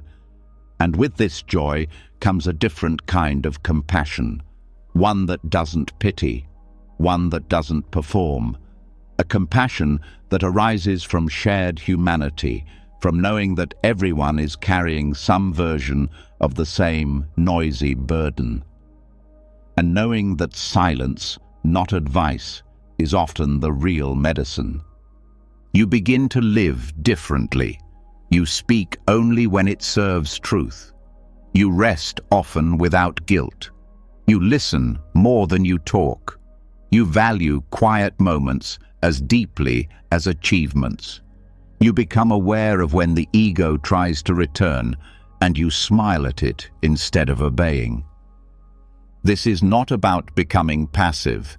It's about becoming peaceful. So peaceful that nothing needs to be forced. So clear that decisions arise naturally. So grounded that the world no longer pulls you in every direction. That's what this quiet death offers. Not an end, but a beginning free from noise, free from drama, free from the constant performance of being someone. And once the false layers have quietly fallen away, once there is no need to prove, perform, or protect, what remains is not emptiness, but presence. And within that presence, something powerful begins to flow without effort, not through speech, not through gestures, but through stillness itself. The kind of stillness that can hold another person without a single word. The kind of gaze that doesn't judge, doesn't demand, but simply stays. This is the language of still eyes, a silent compassion that speaks where sound cannot reach. In Buddhism, compassion isn't only shown through action or advice. It is most deeply expressed through how one is. A presence that carries no tension, no pressure, no agenda. A presence that allows others to feel seen without being examined, to feel safe without being managed. And this begins not with technique, but with stillness, the stillness that comes after ego falls quiet. When a monk sits in meditation, they are not only cultivating inner peace, they are cultivating a presence that can be felt by others, a presence that calms the space around them. It's not dramatic, it's not designed. But when someone enters the room, they feel it. The silence becomes a kind of invitation, an unspoken message. You don't need to perform here, you can rest. This kind of compassion is not created, it is revealed. It flows naturally from the person who has stopped needing to center themselves, who has stepped back far enough to see that listening, without interruption or correction, is a rare form of love. That being fully present, without commentary, is often more healing than anything said aloud. Still, eyes don't stare, they don't scan, they don't search for a flaw or a reaction. They rest gently. They observe without evaluation. And that still gaze says more than advice ever could. It says, I see you, and I'm not trying to change you. That alone can soften another person's armor, not through persuasion, but through peace. In Buddhist culture, there are many moments of shared silence. Teacher and student, monk and layperson, friend and friend. The silence between them is not awkward, it is respected, because both know that truth often needs space to rise, that pain doesn't always need solving, that the heart can open when it is not being examined. Stillness is not passive in these moments. It is active, but without pressure. It watches with care. It listens beyond words. It makes room for someone to arrive as they are. That's why monks don't rush to comfort with words when someone cries. They sit beside them. They breathe with them. They stay. That staying, without speaking, can be more comforting than 1,000 apologies. To master this kind of silent compassion requires a shift in focus, away from what to say and toward how to be. It begins with noticing your own energy. Are you tense when others speak? Are you planning your reply while they're still talking? Are you holding back your presence because of discomfort? These are signs of inner noise. And when the noise is quieted, presence deepens. And when presence deepens, compassion becomes effortless. The reason still presence is so healing is because it carries no demand. Most people are used to being fixed, judged, or coached, even in subtle ways. But when someone sits with them and does none of that, their nervous system relaxes, their breathing slows, their defenses drop. Because they're not being observed as a problem, they're being witnessed as a person. And witnessing is a sacred act. In Buddhism, to witness means to see without interfering. It's the opposite of control. It's the art of holding space for another without trying to shape their experience. This requires strength. Not the strength to act, but the strength to refrain. To let someone be in pain without rushing to change it. To let them speak without jumping in. To trust that your stillness is enough. Still eyes are not disconnected. They are more connected than most realize. But they're not anxious. They're not looking for cues. They're not trying to fix. They are soft, open, present. They tell the other person, you are safe here. You are not being measured. And when that is felt, something shifts. The other person may cry, or smile, or go silent themselves, because in that moment they are no longer performing. They are no longer afraid. They feel held, not by words, but by attention, by energy that doesn't move too fast or press too hard. This is why in Buddhist rituals there are often long pauses, gaps of silence that are not fillers, but spaces of presence. These pauses allow everything to land. They let the meaning settle in the body. They give room for truth to breathe.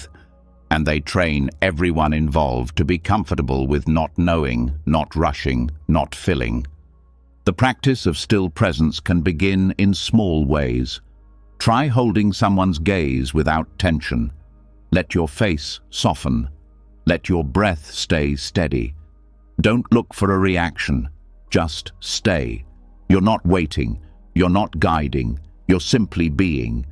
And in that being, your compassion is felt more deeply than any advice could ever be.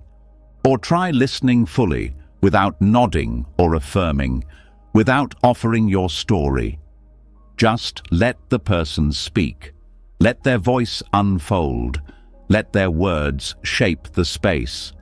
And when they finish, don't rush to respond. Let the silence linger.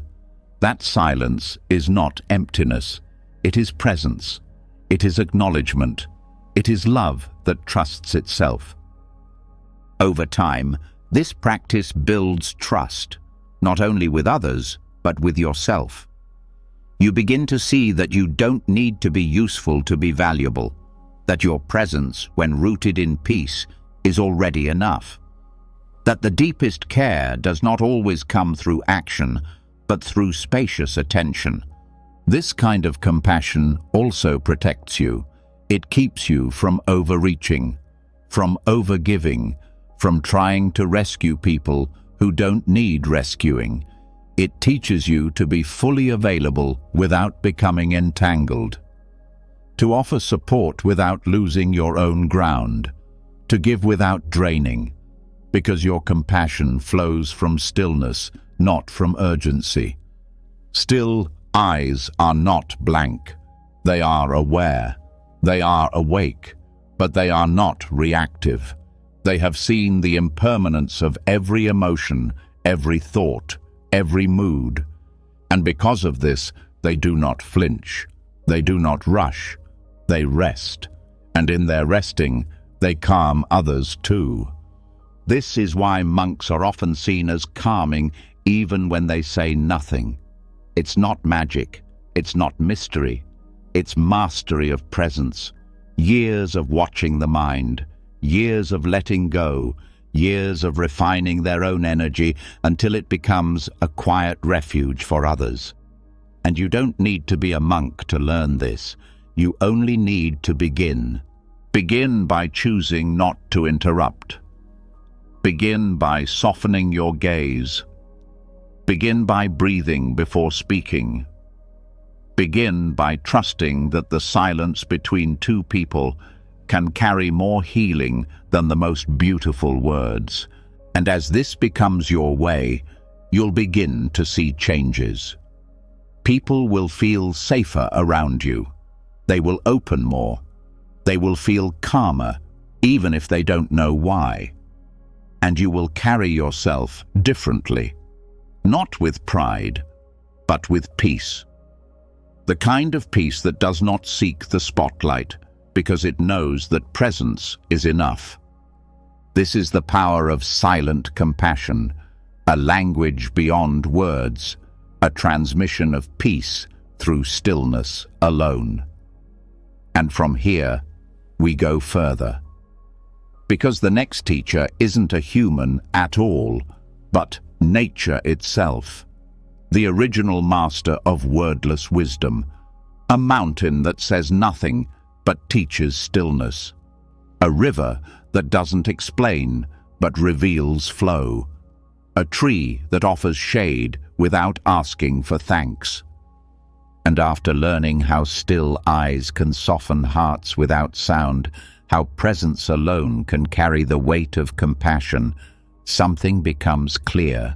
Words were never the real teachers. The deepest lessons were never shouted. They weren't printed or spoken. They were felt, known, absorbed through stillness. And no teacher delivers that kind of knowing more purely than nature. Trees, rivers, mountains, skies, they say nothing, yet teach everything. They don't need to convince. They don't try to persuade. They simply exist so fully, so silently, that their presence becomes a transmission.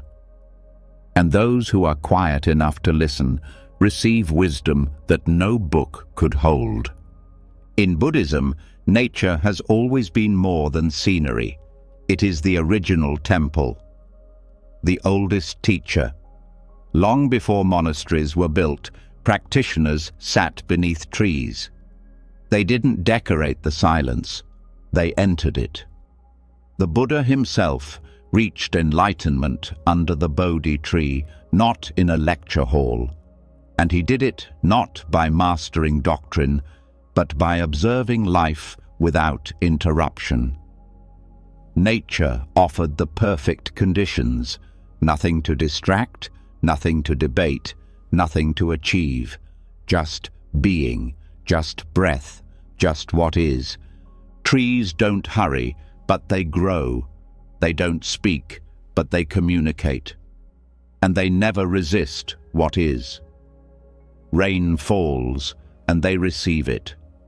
Wind comes, and they sway. They lose their leaves when the season demands it. They break and heal without complaint. Their silence is not emptiness, it's acceptance, and in their quiet rhythm, they remind us what it means to live in harmony with change, to not cling to one form, to not fight cycles, to not fear what comes and goes. Buddhist monks often retreat to forests, not just for solitude, but for alignment. Because nature doesn't perform. It doesn't ask for anything. Its silence is honest.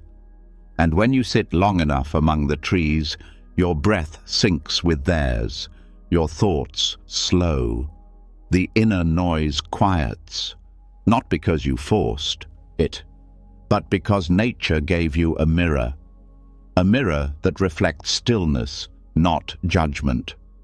That reminds you, growth does not require a story. Presence does not need effort. Rivers teach a different lesson. They never hold on. They move with whatever appears. They adapt to shape and stone. They do not resist the path. They become it. And in doing so, they show us the meaning of flow, not passive surrender, but intelligent movement. Every rock they pass was once seen as an obstacle, but the river does not stop to argue. It finds another way, always forward, always soft, but always unstoppable. The river teaches the heart how to keep going without hardening, how to move through difficulty without becoming it. In Buddhist philosophy, this quality is known as non-resistance, the ability to let things be as they are without adding more pain through mental tension. Nature models this perfectly. Nothing in the natural world overthinks. Nothing clings to what has passed. Nothing resists what comes. And yet everything transforms, grows, adjusts, all without words, all without plans. This is the wisdom of the natural world, not taught in sentences, but demonstrated in form. Mountains offer another kind of lesson. Stillness not as pause, but as presence that cannot be moved. They do not chase, they do not explain, they simply stand. And in that standing, they embody strength without force. They hold space for storms, for silence, for centuries of change. And yet they remain, not proud, not defensive, just steady. And those who sit near them begin to feel that steadiness in their own bones. When a person meditates at the foot of a mountain, they are not just sitting still, they are being held by something ancient, something unmoved by time. And that influence enters the nervous system. It teaches the practitioner that not every feeling must be followed, that not every thought deserves a reaction, that there is a deeper ground beneath every storm, a silence that doesn't flinch, a stillness that doesn't flee. Even small details in nature hold wisdom. The way a leaf falls without hesitation, the way a flower opens without forcing, the way dawn arrives each day without announcement. There is no ego in these moments, no one asking to be seen, no one trying to impress. And yet, the presence is so full it fills the heart. It softens the mind, it heals without touching.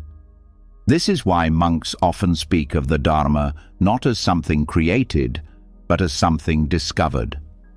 The laws of life are already present, in the changing of seasons, in the birth and death of all things, in the quiet patience of a seed becoming a tree. Nature is always teaching. The question is, are we still enough to receive it? Even the sky teaches. It allows clouds to come and go without preference. It holds both storm and sunshine without clinging. It never asks the weather to behave. It simply remains open. And that openness is not passive, it is infinite. The sky does not push away what is unpleasant. It does not grab what is beautiful. It just makes space. In Buddhist practice, this is the heart of mindfulness. Observing without ownership. Feeling without fusion. Not resisting what arises. Not chasing what leaves. Nature does not preach. It does not correct. It doesn't argue for your attention. And yet, when you stand beneath a tree or sit beside a river, something inside begins to quiet, because the body remembers what the mind forgot, that peace was never complicated. It was simply lost under layers of noise. And the more you stay in nature's presence, the more those layers fall, one breath at a time. This is not poetic exaggeration, it's direct experience.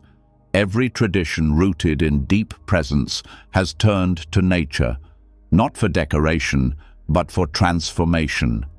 Indigenous wisdom, Taoist reflection, Zen simplicity, they all point to the same truth, that nature is not just background, it's guidance, not just environment, it's teacher.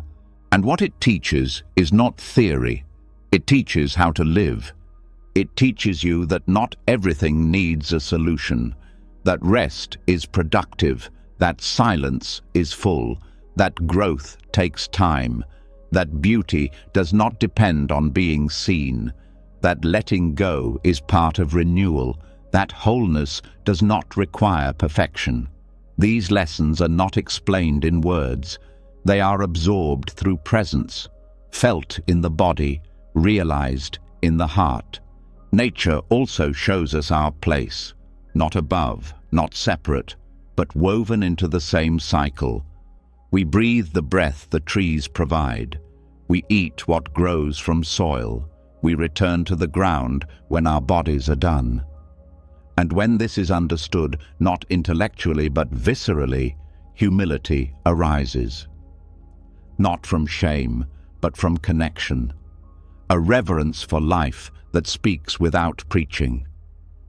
This is what Buddhist silence seeks to return us to. Not a forced stillness, but a natural one. Not an escape from life, but a return to its rhythm. And in nature, that rhythm is never broken. It is only ignored.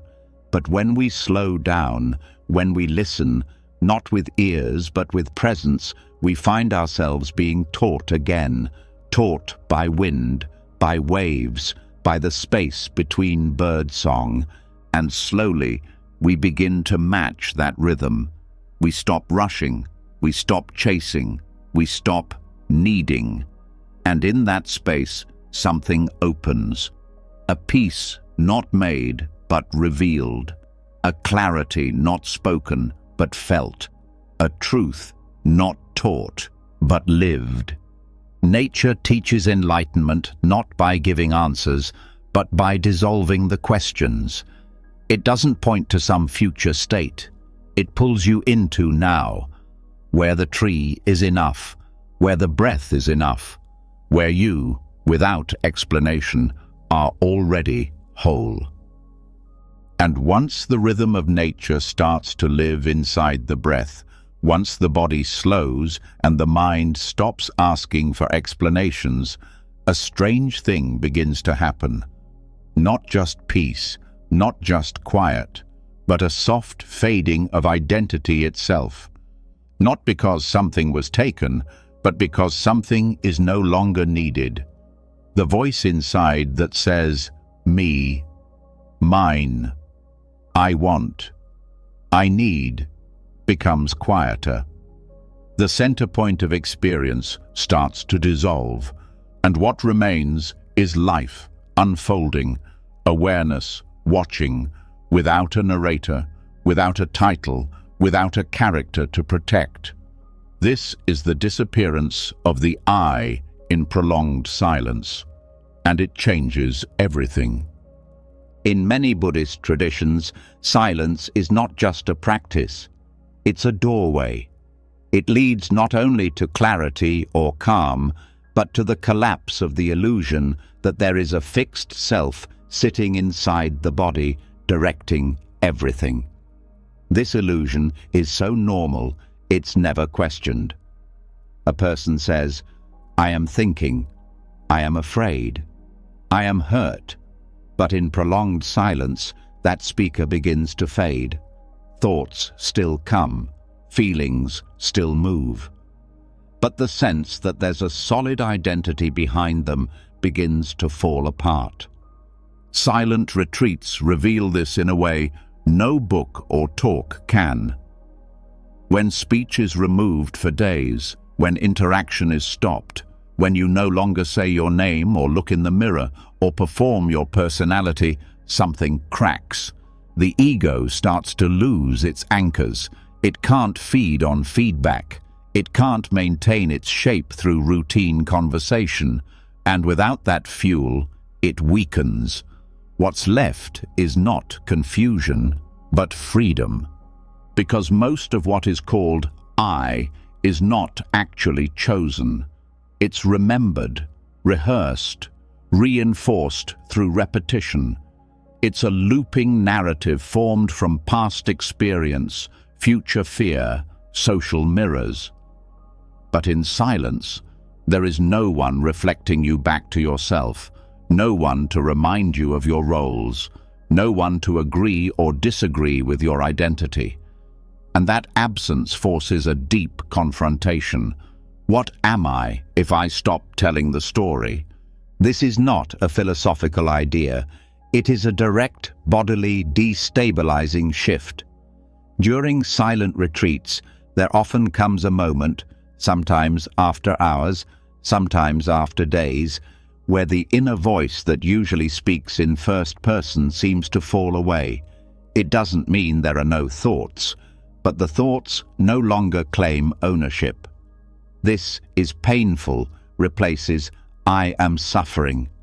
There is fear replaces I am afraid. It's subtle, but it opens a different reality. The more silence continues, the more transparent the mind becomes. And in that transparency, there's nothing left to cling to. The old self, with all its preferences, achievements, wounds and hopes, begins to feel like a costume that was never truly necessary. You see how often you lived from habit, how often I was used to justify reaction, how deeply identity was used to separate. And then, suddenly, it's not needed anymore. Not because you lose memory, but because memory no longer defines who is sitting there. Experience continues, breathing continues, emotions come and go, but the one who watches does not cling.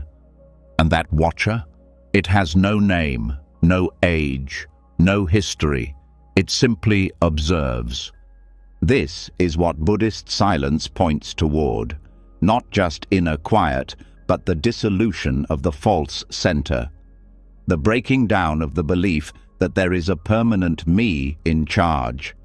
And with that breaking comes the greatest relief, because when the self disappears, so does the need to protect it, to defend it, to improve it, and the weight you didn't even realize you were carrying suddenly lifts.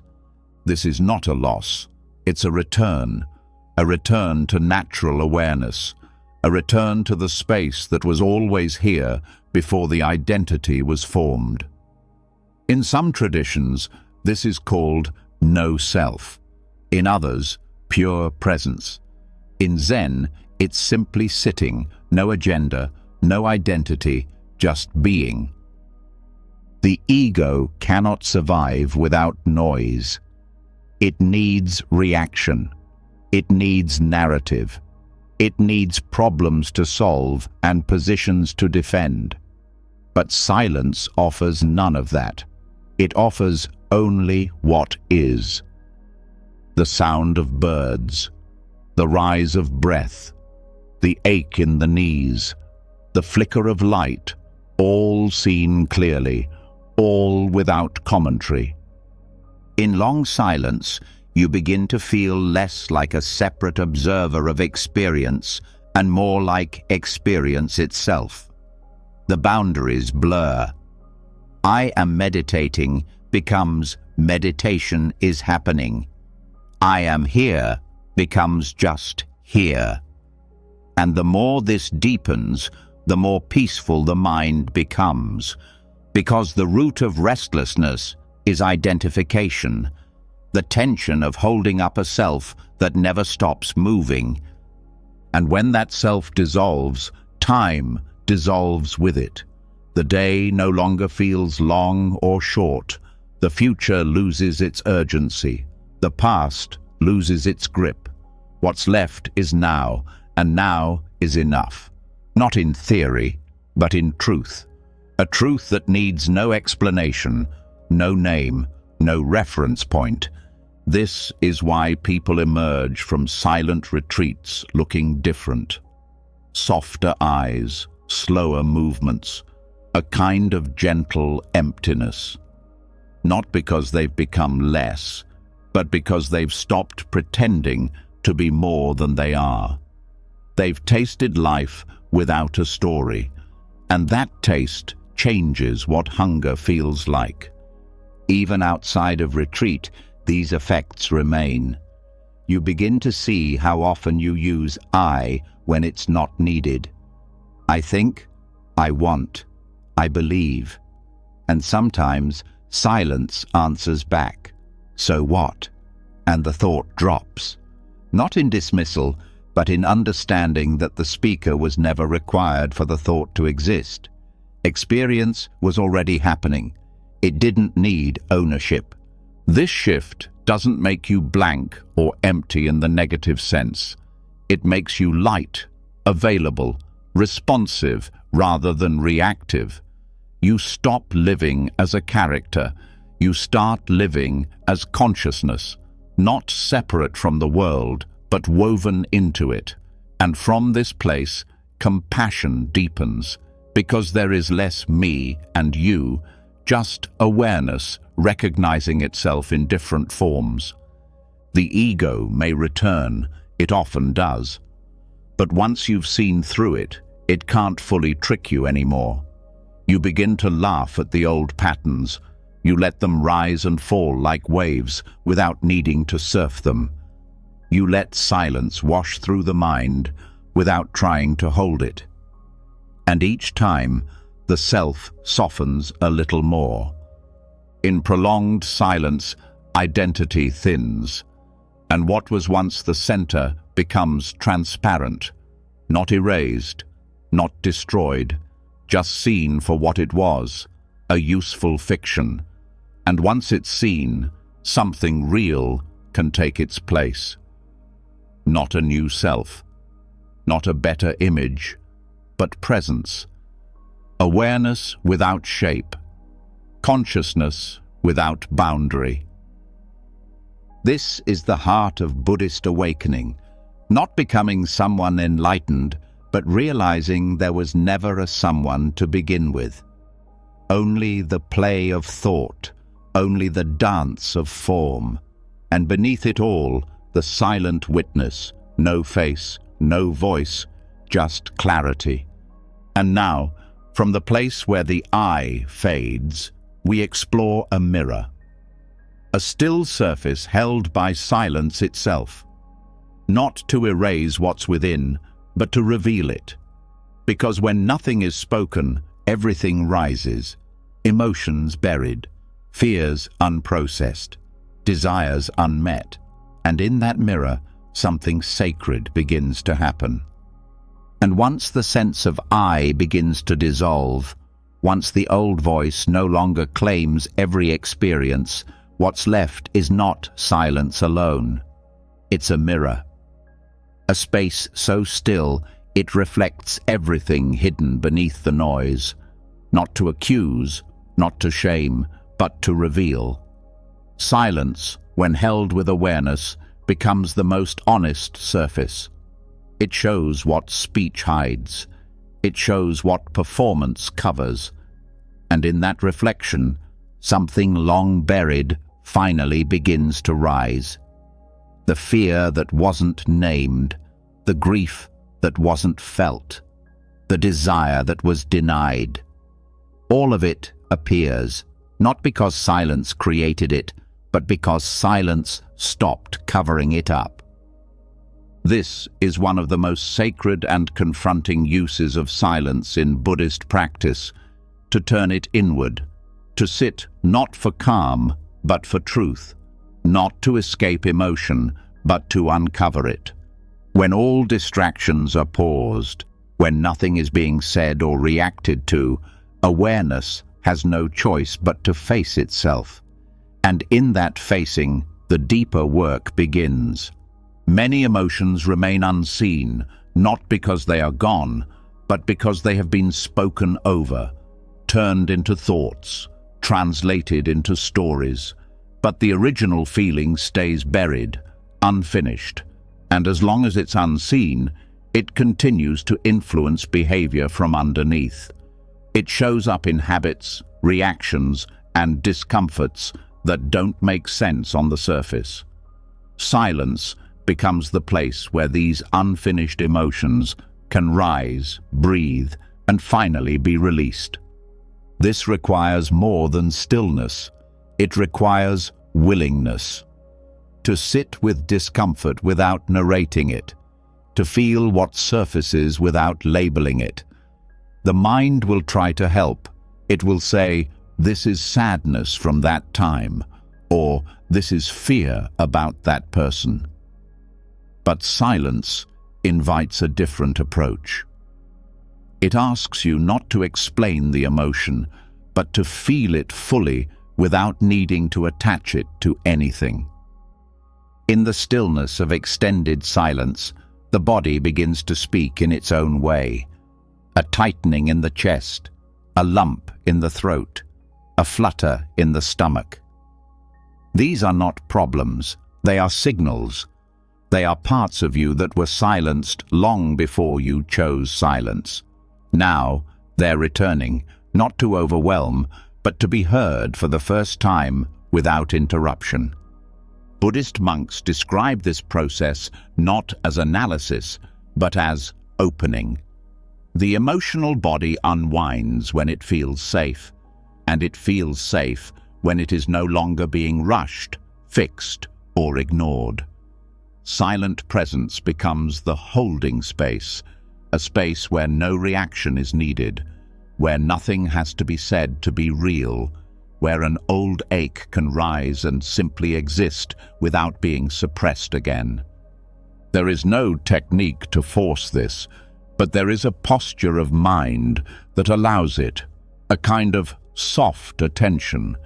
You don't chase the emotion, you don't dissect it, you just notice it, as if it were a visitor arriving after years of silence. You let it speak in sensation. You stay close without gripping. And in that closeness, something shifts. The emotion moves. It doesn't disappear instantly, but it stops being trapped. Over time, silence reveals patterns, the recurring fear behind anger, the hidden shame beneath avoidance, the tenderness behind irritation. None of these were visible when the mind was too busy talking, when life was too loud. But in silence, the layers peel back, not because you force them, but because nothing is left to hold them down. This is not always comfortable. At first, silence may feel like it makes things worse. Old memories come back. Unfinished stories play again. But this is not regression. It is return. The mind is not broken. It is releasing. The heart is not weak. It is thawing. The discomfort is not a sign to stop. It is a sign that silence is working. The process is deeply personal. What arises will be different for everyone. But what matters is not what comes up. It's how it's met. If you meet it with resistance, it hides again. If you meet it with analysis, it gets filtered. But if you meet it with stillness, with breath, with patience, with space, it begins to unravel. Like a knot that loosens not with pulling, but with gentle attention. This practice becomes more powerful over time. The body begins to trust that silence is safe. The nervous system learns that stillness does not mean suppression. It means permission. And emotions that were once stuck start to move naturally. You may find tears rising for no clear reason, or laughter, or a sense of grief you thought was long gone. Let it come, let it leave. It's not re-traumatizing, it's releasing. Silence, as a mirror, doesn't just reflect pain, it also reflects longing, desires that were pushed away, dreams never voiced, needs that were buried under duty or fear. These may rise with a kind of aching beauty. And again, the work is not to judge them, but to feel them without conditions, not to decide what to do about them, but to let them be part of your full humanity. Monastic life trains this skill deeply.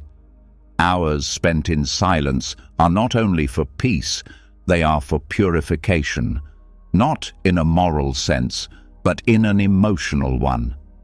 Letting the river of silence wash over the heart until what's left is not perfect, but true, not controlled, but whole. You don't need a retreat to begin this. You only need time. A space where you can sit without distractions, a commitment to stay even when discomfort arises, and a willingness to trust that what comes up is not a threat, but a message. Something inside you trying to complete its cycle, something trying to return to balance. In the early stages, it helps to anchor attention in the body.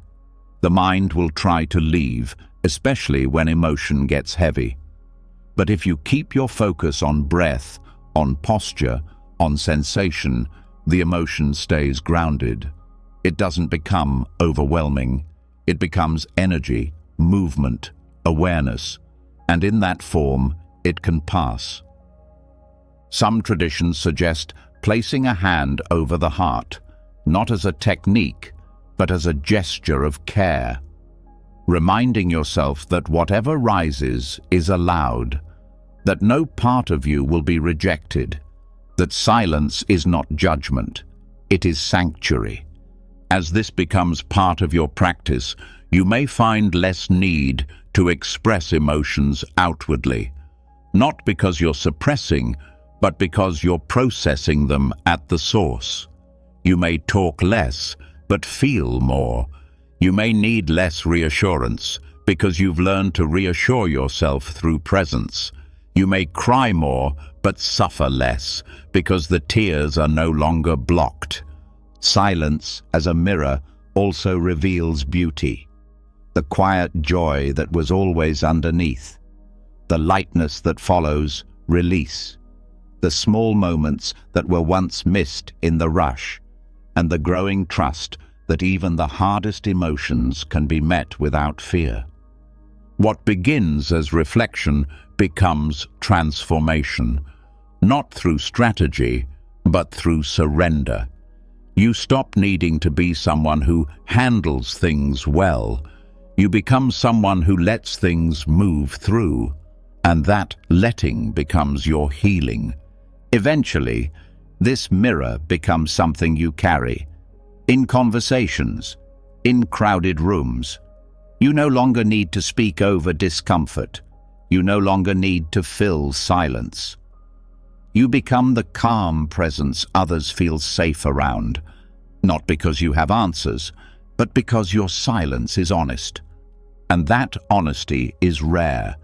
It is what people are starving for, even if they don't know it.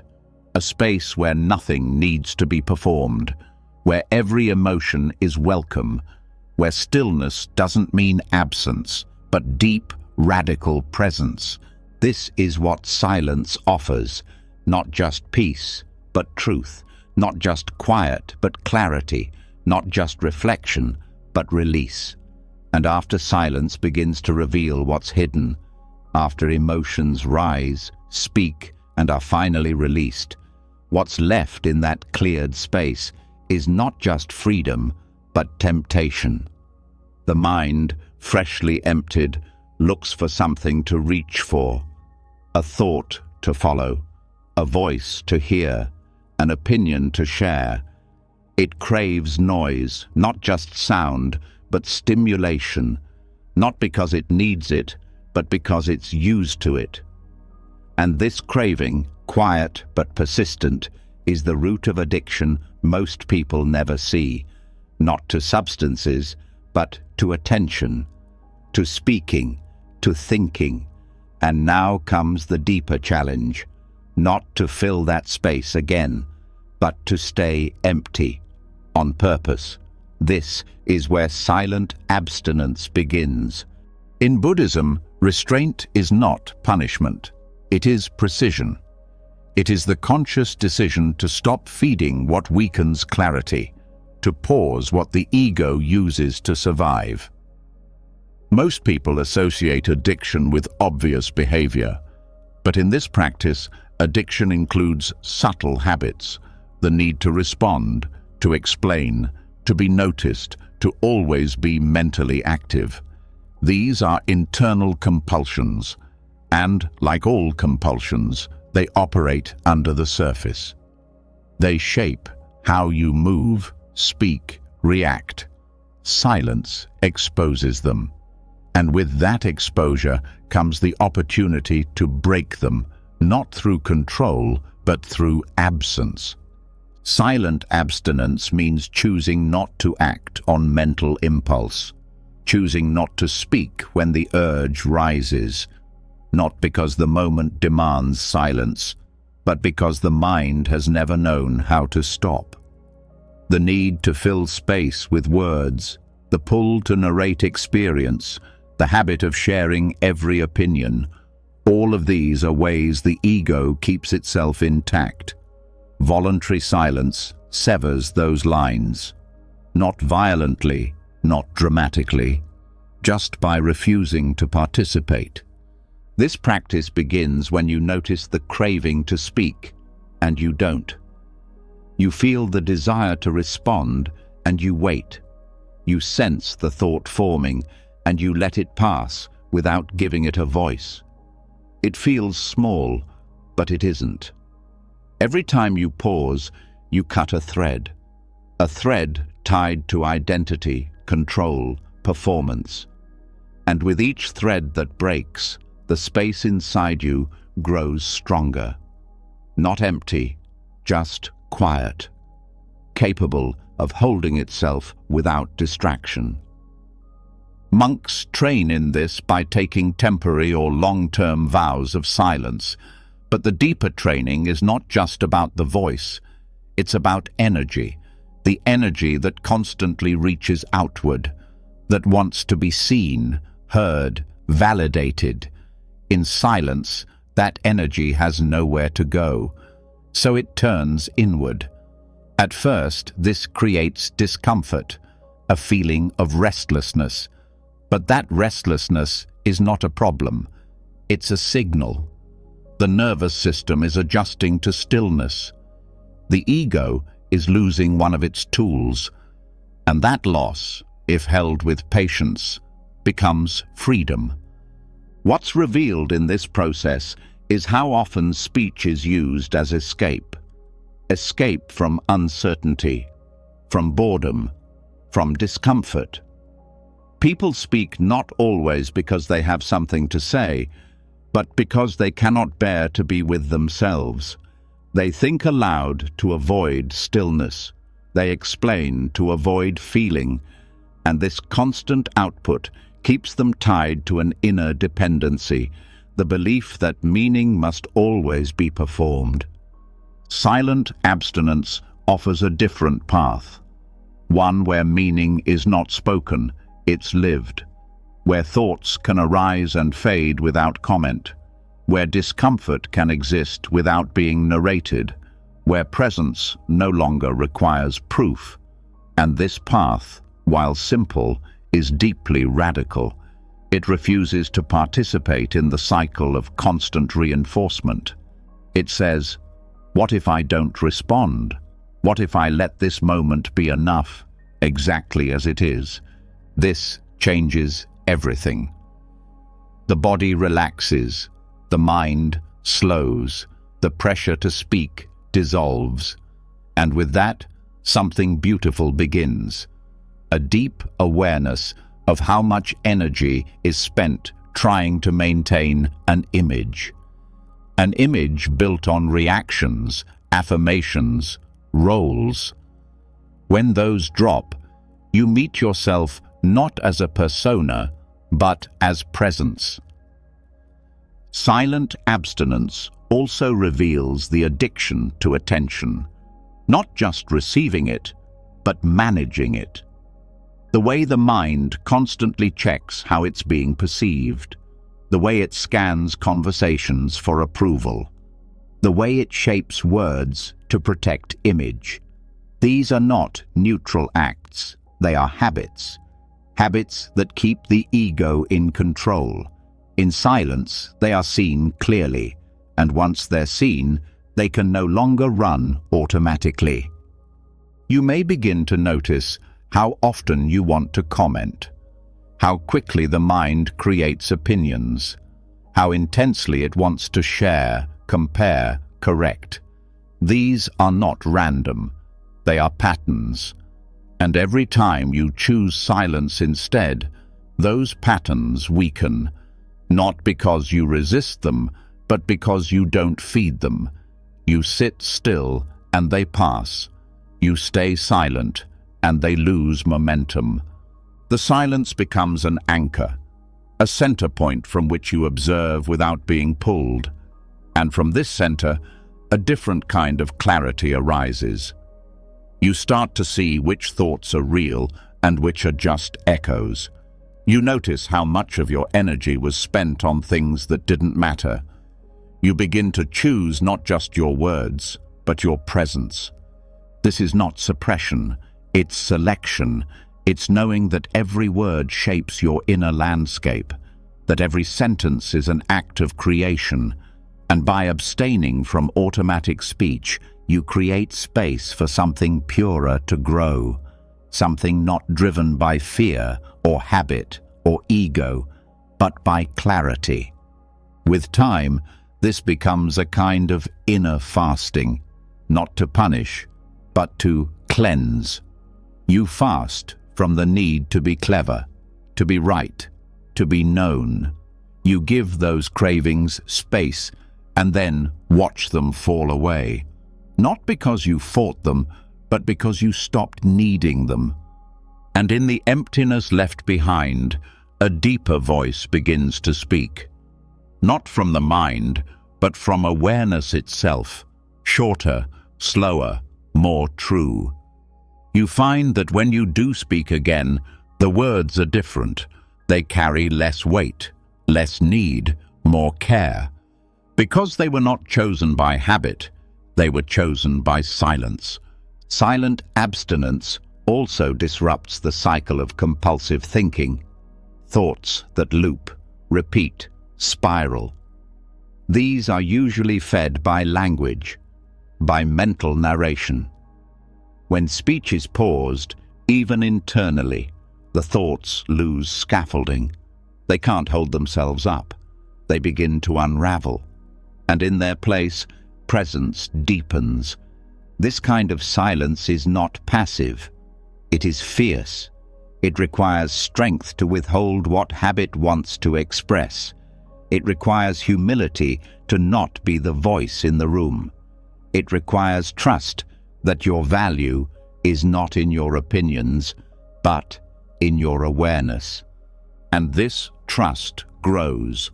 With every moment you don't respond. With every urge you don't follow. You begin to see that you are not your cravings. You are the space beneath them, and that space is strong, quiet, whole. You can practice this anywhere. A meeting where you choose not to speak first. A conversation where you let a pause breathe. A moment of discomfort where you stay present instead of commenting. These small abstentions are powerful. They teach the mind that silence is not weakness, it is sovereignty. And from this sovereignty, a new kind of communication emerges. One that begins not with the need to be heard, but with the discipline to listen. One that speaks only when the silence has said everything it can. One that carries peace, not performance. Eventually, silent abstinence becomes natural, not as withdrawal, but as refinement. You speak less, but with more depth. You think less, but with more clarity. You react less, but respond more wisely. And the addiction to stimulation fades, not because life becomes dull, but because stillness becomes enough. You stop chasing noise because silence starts feeding you. And once the silence has trained you to see through craving, once it has loosened the grip of habit and removed the need to fill space with words, something strange begins to surface. Something that can't be explained, yet is deeply understood. A wisdom that arrives not through instruction, but through contradiction. A truth that deepens not when spoken, but when heard through stillness. This is the paradox at the heart of Zen. The more we say, the further we move from the truth. And yet, by saying nothing, the truth can speak through us. Silence here doesn't just restrain, it reveals. In the Zen tradition, this is more than poetic thinking. It is a path. One walked not through concepts, but through direct experience. And central to this path are the koans, paradoxical phrases, riddles, or questions given to students to break the logic of the thinking mind. They were never meant to be solved intellectually. They were meant to be lived, sat with, entered in stillness. Because the moment you try to answer them, you fall back into the mind. But if you hold them without grasping, something else happens. The mind breaks open. And in that break, clarity rises, not from thinking, but from awareness. Take, for example, one of the most well-known koans. What is the sound of one hand clapping? At first it seems absurd, nonsensical, but that's the point. The thinking mind cannot answer, and the more it tries, the more it fails. Until finally, the student surrenders, not in defeat, but in silence. And in that silence, the real answer is known, not in words, but in presence. This is why silence in Zen is not passive, it's radical. It confronts the ego's addiction to knowing. It interrupts the belief that truth can be possessed, and it introduces a different kind of knowing, one that exists before language, one that cannot be written, only lived. Many Zen masters refuse to answer questions directly. When asked, "What is enlightenment?" some would raise a finger, others would shout, some would remain perfectly still. None of these were random. Each action was a living koan, a gesture meant to bypass the intellect and shock the student into presence. The goal wasn't to give an answer. The goal was to destroy the question itself. Because in Zen, the real block to understanding isn't lack of information, it's too much reliance on thought. Words divide, define, explain. But some truths exist before division, before definition. And to reach them, the mind must be still, not just quiet, but emptied of assumptions. Only then can the paradox begin to work. Only then does silence become the loudest teacher. One Zen saying goes, "Don't seek the truth, just drop your opinions." And yet, how do you drop something without replacing it? The koan enters here, not with answers, but with friction. It introduces something the mind cannot control, a question that can't be closed, a phrase that won't submit, and in wrestling with it, the student exhausts the habit of mental control, until finally, in stillness, a shift happens, not in knowledge, but in perception. This is what Zen masters point to when they say things like, "The finger pointing at the moon is not the moon." Language can gesture, but the experience itself lives beyond it. And silence, refined through paradox, becomes the only thing that can touch it directly. In silent retreats, students often sit with a koan for hours or days, not to decode it, but to merge with it, to let it shape their awareness. The question becomes a mirror, a fire, a pressure that dissolves thought. And when the student finally stops trying to answer and simply becomes the question, awakening becomes possible, not as an idea, but as a shift in the way reality is seen. There's power in how absurd these teachings can sound. What was your face before your parents were born? When you meet the Buddha on the road, kill him. These aren't invitations to analysis. They are traps for the analytical mind, traps designed with love. Because only when the mind admits it cannot know, can the heart start to feel what's been true all along. In everyday life, this same principle applies. Sometimes silence is the clearest message. When someone is grieving, it's not words that help, it's presence. When the world becomes too loud, it's not more noise that brings clarity, it's stillness. And when your own thoughts begin to spin, it's not thinking harder that solves it.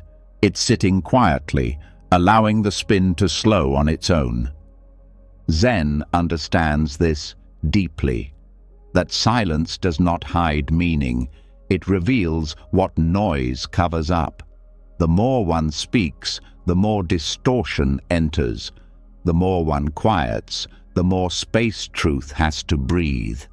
And this is why Zen monks often answer questions with a bow, or with a long pause, or with a smile that says nothing, but contains everything. The paradox is this: the truth cannot be said, but it can be known. Not by collecting thoughts, but by losing the need for them. Not by forming ideas, but by dissolving into presence. The answer in Zen is not given. It is found only when the one asking disappears. In this way, silence becomes not just a practice, but a kind of blade. It cuts through confusion, through attachment to form, through identification with the voice in the head. And each time it cuts, it reveals something simpler, lighter, truer, something that was never hidden, but simply unheard beneath all the mental noise. Some practitioners experience moments of sudden clarity while sitting with a koan. A sound becomes sharp, a breath feels infinite. The distinction between self and world softens. These moments are not caused by the koan, they are caused by the space the koan creates. A space where the thinking mind steps aside and direct experience steps forward. And what's felt in that space can't be taught through language. It can only be hinted at. And this is why the Zen path often feels strange to outsiders. It's not interested in answers, it's interested in awakening, not in explanation, but in experience. And silence, wielded with awareness, becomes the perfect tool for that awakening. Even outside of formal practice, this paradox remains. There are times when someone asks you a question, but the honest answer is presence. When no words can meet what the moment holds. And if you've trained in silence, you'll know not to rush. You'll trust the pause. You'll let the quiet do the speaking, because sometimes the most compassionate response is stillness. Sometimes the clearest answer is no answer at all. Zen koans are not problems to solve. They are doors. Doors that only open when you stop knocking. And silence is the key. Not the silence of avoidance, but the silence of full attention. The kind of attention that says, I am here, without grasping. I am aware, without needing. And that kind of presence is not silent because it has nothing to say. It's silent because it has already said everything. As you walk deeper into this kind of silence, life begins to feel different. Not softer, but clearer. The paradoxes no longer feel like riddles. They feel like reflections. You begin to see that life itself is a koan. That being alive without knowing why is the greatest mystery of all, and that living fully without needing an answer is the deepest form of peace. This is the teaching that no words can hold, a teaching that doesn't come from the mouth, but from the silence behind the eyes, a teaching that cannot be written, but can be lived. And once silence has taught through paradox, once presence itself has become the lesson, even the mind's resistance begins to take new forms. It shows up when the world grows dark and the house falls quiet, when sleep doesn't come and stillness feels endless. But what was once seen as a problem can now be transformed into practice. Restless nights, once filled with frustration, can become sacred ground, not through forcing rest, but through welcoming awareness. Because when the body cannot sleep, the mind can still awaken. This is how stillness turns insomnia into meditation, and how Buddhist monks have used those very hours to deepen their path. In Buddhist monastic life, the night is not wasted. When sleep is light or slow to come, monks do not fight it. They sit up in bed. They breathe. They enter the body with attention. They allow the hour to be what it is, another field of practice. No anger, no resistance, just a shift in posture, both physical and mental. This approach treats wakefulness not as a mistake, but as an invitation, because every moment, even those between midnight and dawn, carries the potential for awareness. This way of seeing the night changes everything. Instead of labeling sleeplessness as failure, it becomes a return to presence. There is no pressure to fall asleep. There is only the breath, the rise and fall of sensation, the quiet around you, the pulsing stillness within. You do not try to leave this moment. You let it hold you. And that letting becomes the practice. Many who struggle with insomnia suffer not from lack of sleep itself, but from the mind's reaction to it. The story begins. This is bad. I'll be tired tomorrow. Why can't I shut off? These thoughts become the real suffering, not the wakefulness. In Buddhist meditation, these stories are seen for what they are: mental constructions. They rise, they fall, they pass. And in silence, you learn not to follow them. You return to the breath, to the body, to the space between thoughts, and slowly you stop being a prisoner of the night. Stillness in the middle of the night has a different texture. There's less stimulation, fewer distractions. The world is asleep, and the mind, while active, is not pulled by outer noise. This creates a perfect opportunity to observe without reacting, to sit, not formally, but with care. No effort to achieve anything, just watching, feeling, being. This form of meditation is soft, open, and profoundly honest. You meet the mind without defense, and in that meeting, transformation happens. You don't need a cushion or incense, just awareness.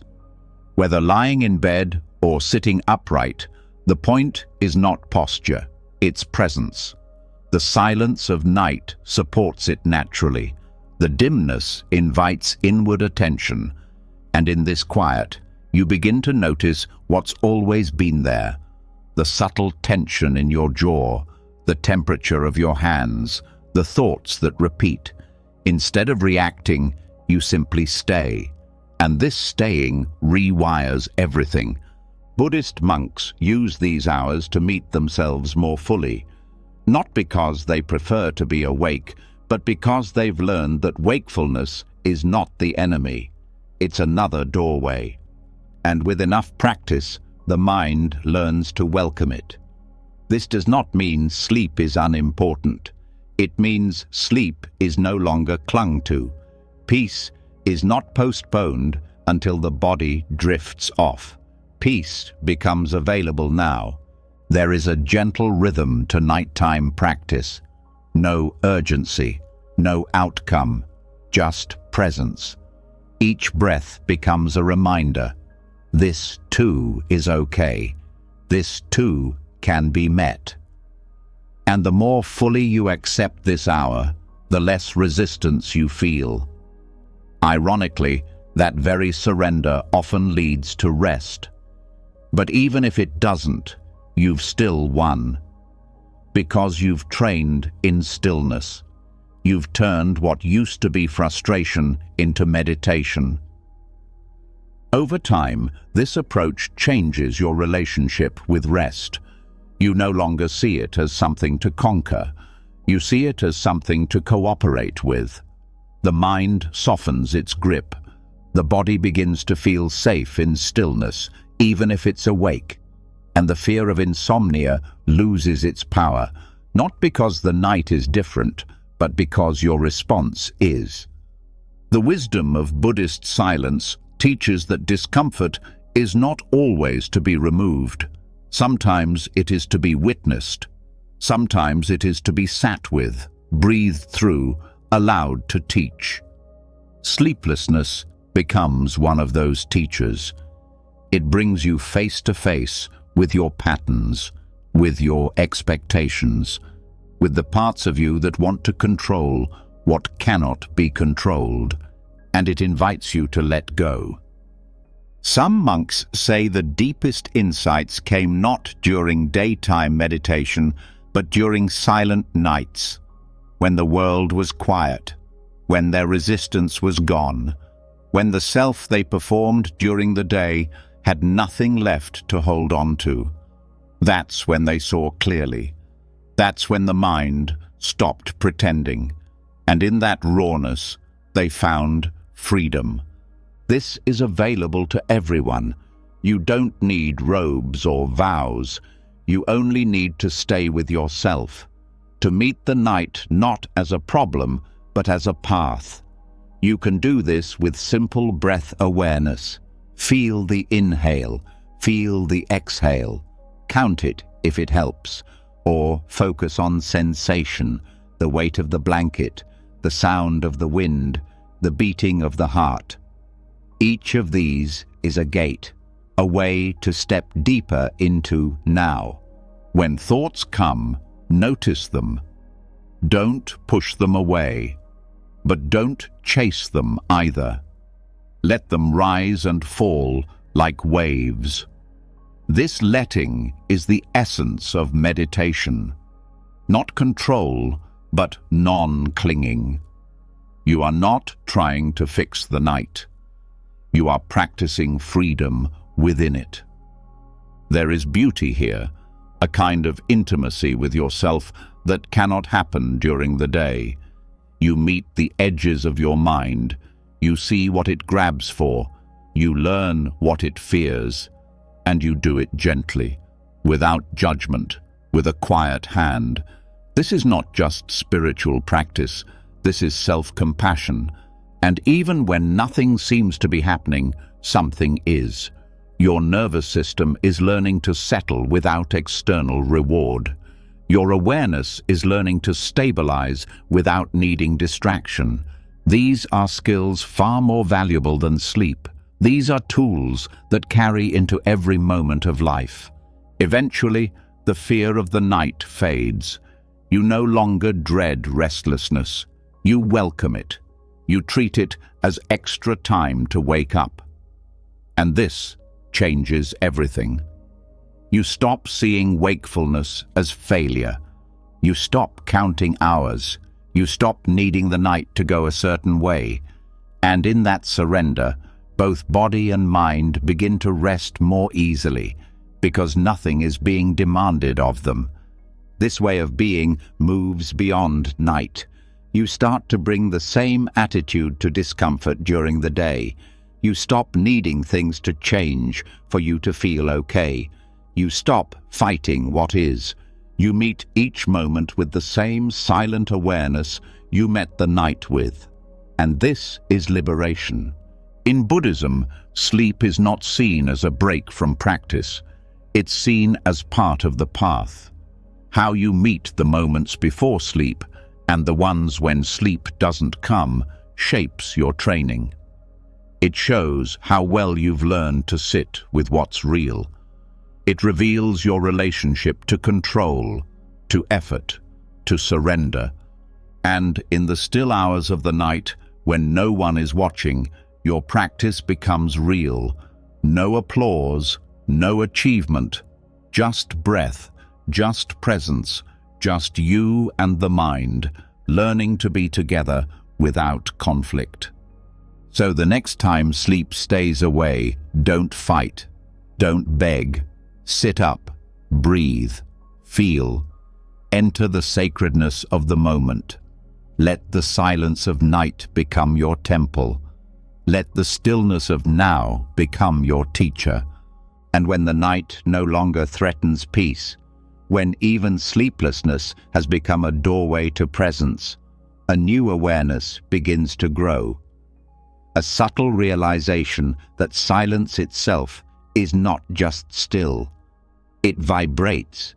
It hums with something deeper than quiet. It has tone, texture, rhythm, not in the way the ears hear, but in the way awareness feels. There is a frequency to emptiness, and tuning the mind to it is not metaphor. It is medicine. A way of softening internal noise not by shutting it down, but by aligning with something that already lives beneath it. A field of stillness that doesn't push thoughts away, but dissolves their hold simply by being more constant than they are. This shift begins when silence is no longer treated as absence, when it is no longer something between words, but something with its own presence. The moment you stop listening only for sound and start sensing the space itself, something in the nervous system responds. The body loosens, the breath lengthens, the emotions untangle. Because they are no longer reacting to thought, they are syncing to a different signal entirely, one that doesn't shout, one that doesn't demand, one that simply is. Buddhist practice points here again and again. The concept of shunyata, or emptiness, is not a void to fear, it is a resonance to enter. It is not lifeless, it is alive in the purest sense, empty of ego, yes, but full of clarity. And this clarity, when tuned into, begins to clear out what was never needed.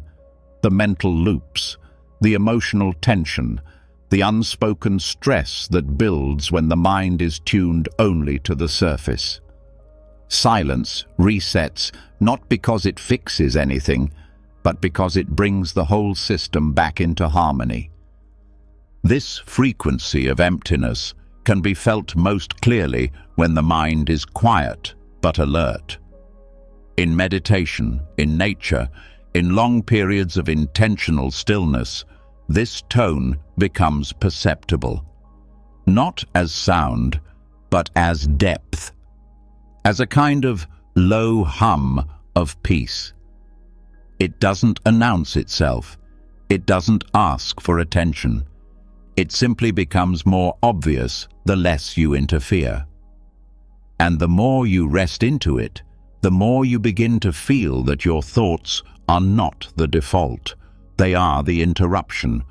The mind wants to attach to this feeling. It wants to define it. But it can't.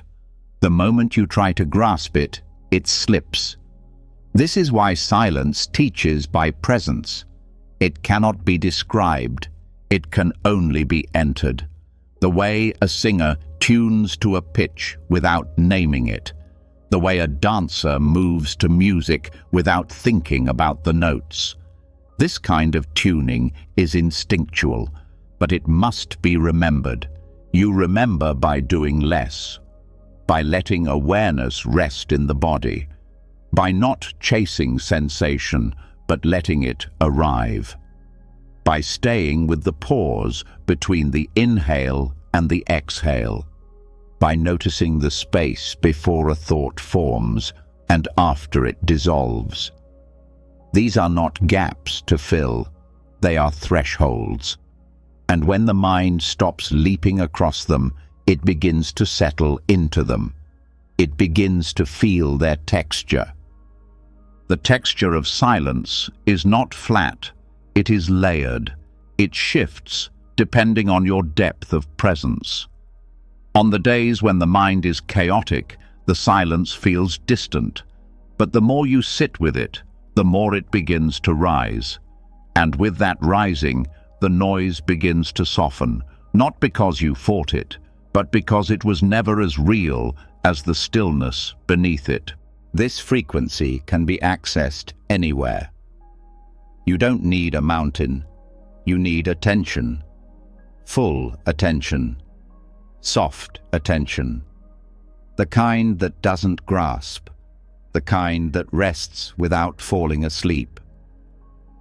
The more you bring your awareness to the silence, the more the silence begins to bring its rhythm into you. It's not an effort, it's a tuning, like placing a bowl in water and letting it float. The bowl does not need to move, the water carries it. Some monastics speak of silence as a kind of inner bell, one that rings beneath thought, one that always vibrates with clarity, regardless of what the mind is doing on the surface. You cannot force this bell to sound louder, but you can become still enough to hear it. When emotional overwhelm strikes, this practice becomes essential. The common reaction is to fight the emotion, to analyze it, to fix it. But Buddhist silence offers another approach. Don't fix, don't name, don't suppress. Tune to the stillness, not to make the emotion disappear, but to let it rest in something larger than itself. Overwhelm grows when emotions feel like everything, when they fill the whole field of awareness. But when the mind is trained to feel the background silence, that emotional field shrinks. It doesn't vanish, it becomes part of a larger landscape, and in that larger space, it becomes bearable, breathable, movable. Mental chatter responds the same way. When the mind spins stories, they feel urgent. But if you bring attention not to the story, but to the silence beneath it, the urgency fades. Not by resisting the thought, but by placing it in context. The silence reminds you, this is just one wave in an ocean. You are not the wave. You are the space the wave rises in. Practicing this tuning throughout the day can change the whole way you live. In a noisy room, find the silence between voices. In a tense conversation, feel the stillness beneath the emotion. In a crowded mind, return to the breath and then to the space around the breath. Each time you do this, you are tuning. You are moving your awareness from the surface to the source. Eventually, you will find that even in chaos, the frequency of silence remains stable. Even in pain, the vibration is untouched. And that tuning becomes not just a practice, but a refuge. A place you return to. A home that cannot be shaken. Not because the world is quiet, but because you are tuned to something deeper. Some people experience this frequency as lightness, others as warmth. Some describe it as emptiness that feels full. Words fail, but the experience remains. What matters is not how you describe it, but how often you return to it. The more you do, the more it recalibrates your nervous system. The more it becomes your default signal, the less control the external noise has over you. You stop reacting from habit. You start responding from clarity. You no longer seek peace in the world. You bring peace into it, not by effort, but by frequency, by resonance, by being aligned with the silence that holds all things. In this state, silence becomes your teacher, your anchor, your medicine. You no longer need to escape the noise. You just stop tuning into it. You no longer need to argue with the mind. You just let it play in the distance while you stay rooted in the soundless tone of presence. And now, as the mind grows quieter and your awareness becomes more attuned, something gentle emerges. Not just peace, but joy. A quiet joy that doesn't need to be shown. A smile that doesn't come from what's happening, but from what isn't. A joy that lives beyond expression, that moves in silence, that does not need to be shared, to be felt fully.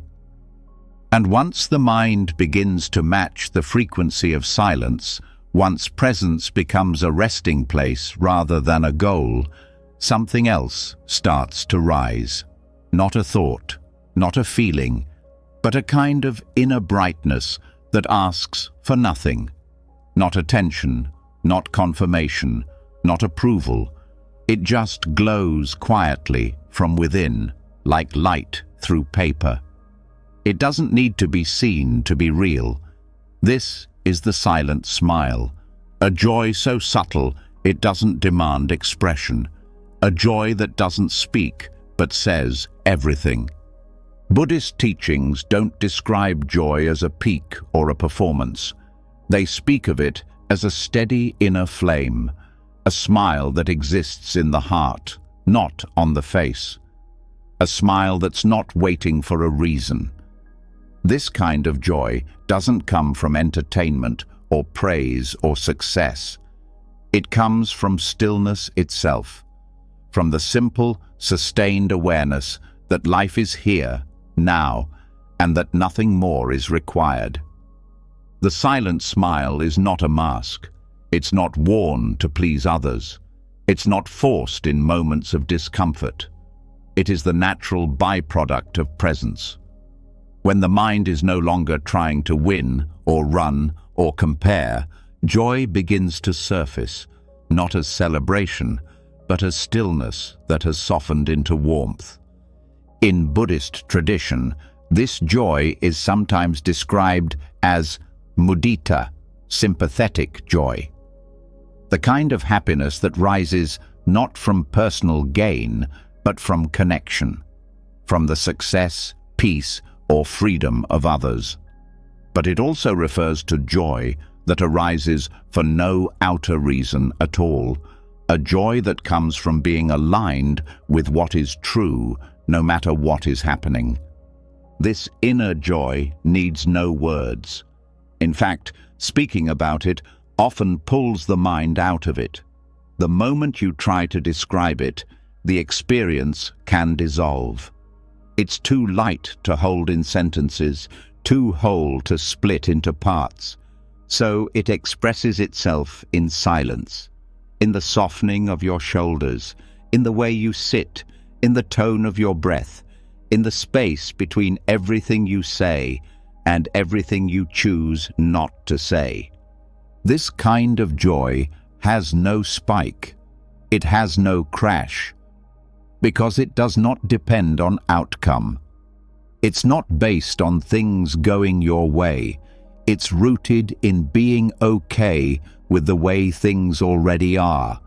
And the deeper you go into this state, the more you realize how little is needed to access it. A single breath, a still moment, a quiet return to presence. You might begin to notice this joy rising in odd moments, after a long pause, while looking at something ordinary, during the quiet after a deep exhale. It's not flashy, it doesn't shout, it hums. It flows beneath the surface like calm water. You don't chase it, you let it carry you. This is where the practice begins, not with adding more joy, but with removing the reasons why it can't rise, the thoughts that say, "I'll feel peace when," the habits that tie happiness to conditions, the mind's belief that joy must be earned or explained. When these soften, joy appears on its own, not loudly, not dramatically, just enough to make the corners of your mouth lift, even when no one's around. That lift doesn't have to be visible. Sometimes the smile lives entirely in the body, in the breath, in the sense that nothing is missing, even when things are hard. This doesn't mean you avoid pain. It means pain no longer blocks access to joy. Both can exist in the same space. Stillness makes room for both. Buddhist monks are often seen with a slight smile, even in silence. This is not performance. It's alignment. Their smile is not from a joke or a thought. It's from the quiet joy of not needing anything else. They are not trying to impress. They are not trying to look peaceful. They have simply dropped what is not true, and what remains is joy without a story. You can feel this in people who carry deep stillness. Their joy doesn't try to convince. It just exists. And being around them feels like being near a warm sun, not because they radiate emotion, but because they are deeply at ease. This kind of presence is contagious. It doesn't need to speak. It doesn't need to comfort. It just is. And that being gives others permission to drop into their own quiet joy. To practice this silent smile, start not with your mouth, but with your breath. Let the breath slow. Let it deepen. Let your awareness rest in it without needing to change anything.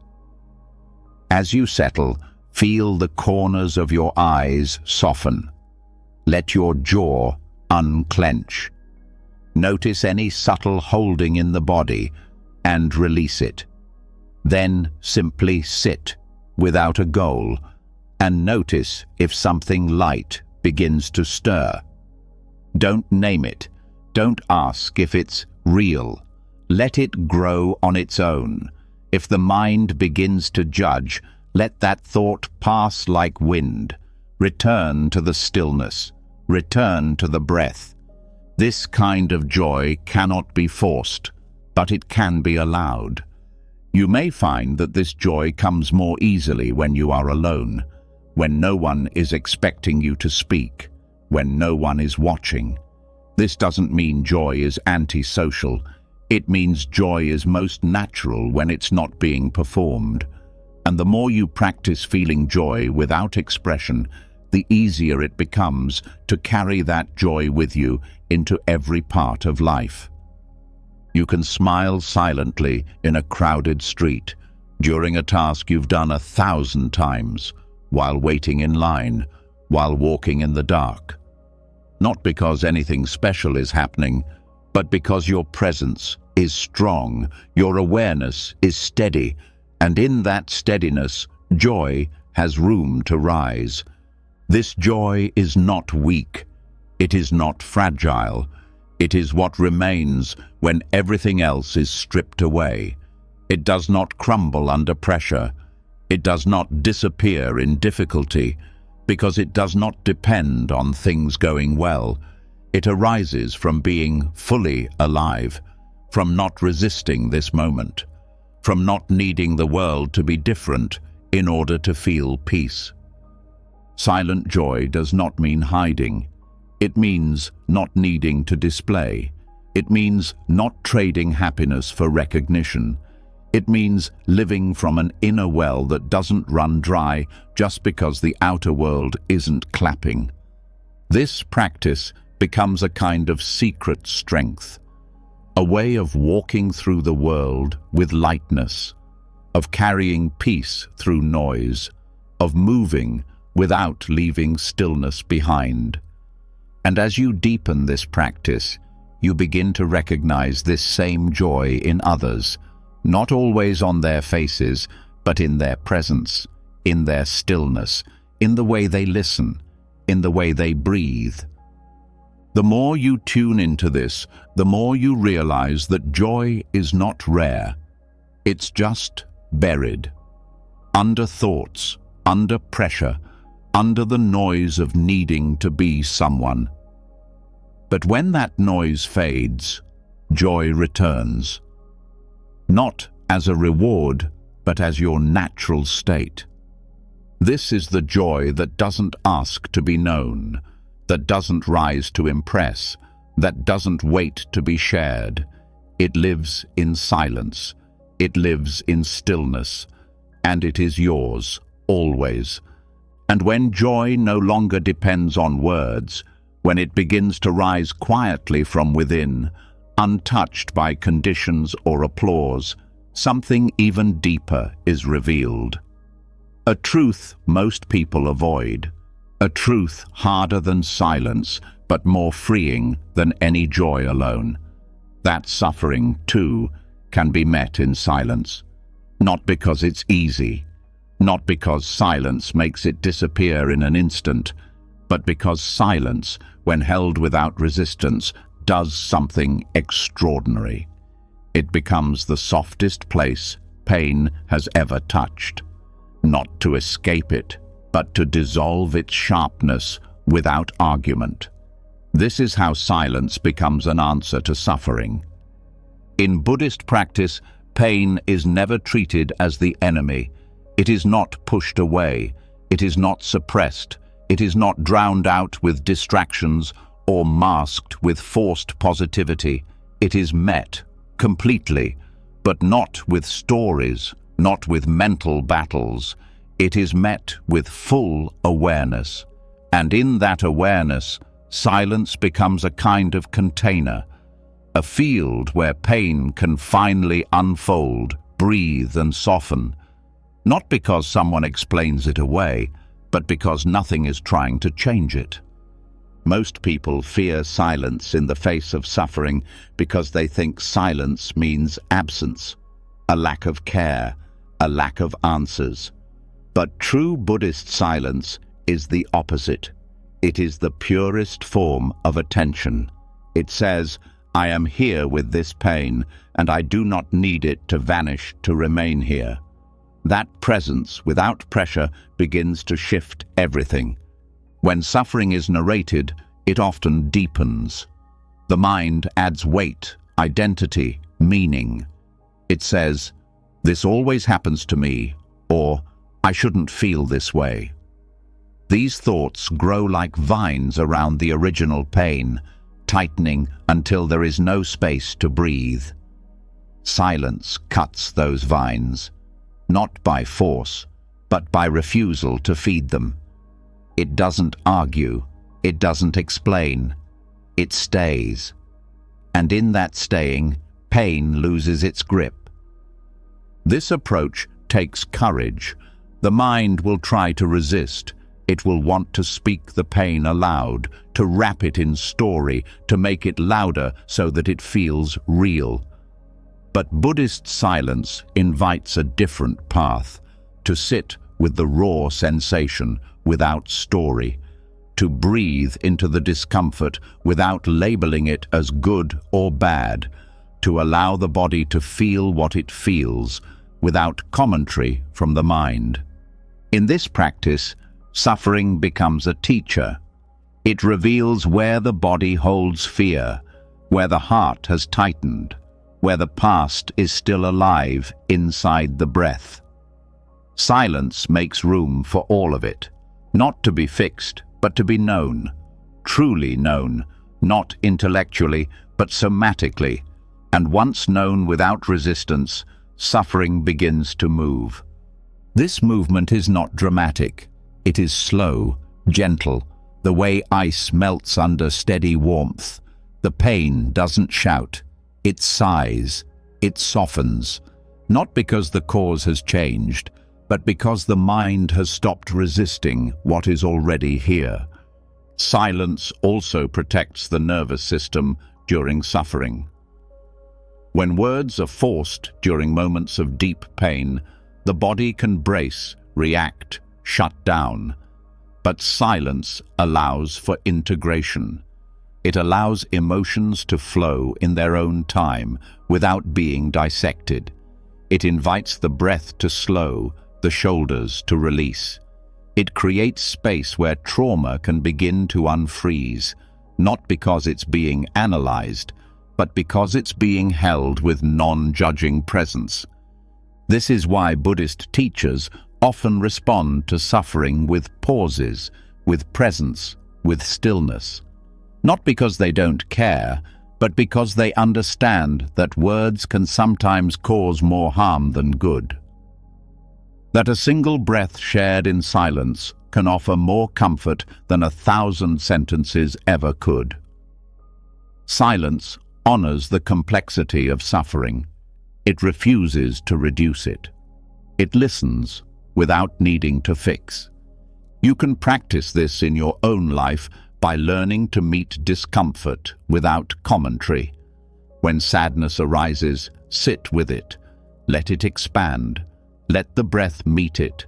Say nothing. When grief tightens the chest, stay with the body. Not with explanation, but with presence. You are not ignoring the pain. You are refusing to abandon it. You are becoming the calm witness that pain never had. And in that witnessing, something ancient begins to unwind. The pain, that was once too sharp to touch starts to become feelable, livable, and in time it begins to change, not because it was pushed away, but because it was allowed to breathe. This kind of healing doesn't depend on solving. It depends on staying, on being the silence that surrounds the pain instead of the noise that tries to escape it. That surrounding becomes medicine. A field of peace where suffering no longer has to scream to be heard. And sometimes, silence becomes the only thing that suffering will trust. When words have failed, when explanations have collapsed, when nothing makes sense, silence is still there, unmoving, unshaken, not passive, but deeply engaged. It says, you do not have to be fixed to be held. This holding creates transformation, not through logic, not through advice, but through surrender. The moment you stop fighting the pain, the moment you let it sit beside you without being shoved away, the mind begins to rest. The body begins to trust. The emotion begins to release. You begin to learn how to cry in silence, how to tremble in peace, how to feel your own breaking and still remain whole. This is the secret most people never learn. Suffering does not need to be avoided to be healed. It only needs to be allowed. And the more you practice this, the more you can hold others in their suffering too, without rushing to comfort, without trying to explain it away, just by being there, quietly, breathing with them, holding the silence that allows their pain to unfold without fear. This is what true compassion looks like, not fixing, not pleasing, but being the presence that doesn't flinch, the silence that doesn't back away, the calm that says, you are not alone and you don't have to hide. And slowly, this changes the way suffering lives in the body. It no longer hides, it no longer hardens. It becomes a wave that moves through rather than a weight that stays stuck. Silence gives it permission to leave when it's ready, not because it was pushed out, but because it was fully welcomed. In Zen, there is a saying, pain is inevitable, suffering is optional. This doesn't mean that pain isn't real. It means that the added suffering, the story, the resistance, the avoidance, is what silence can remove. What's left is just sensation, just feeling. And that feeling, when met without fear, can be carried. You can practice this each time you're overwhelmed. When fear rises, instead of thinking through it, breathe. Sit still. Let silence wrap around it. Notice where it lives in your body. Stay there. No story. Just presence. When sadness returns, don't rush to talk it away. Let it soak in silence. Let it speak not through words, but through tears, through breath, through release. Each time you do this, you train the mind to meet pain with clarity. You stop turning discomfort into identity. You stop confusing emotion with truth. You become the witness, not distant, but calm, not detached, but rooted. And over time, silence becomes your first response to pain, not because you have nothing to say, but because you've learned that words are not always the answer. Sometimes, being fully present is.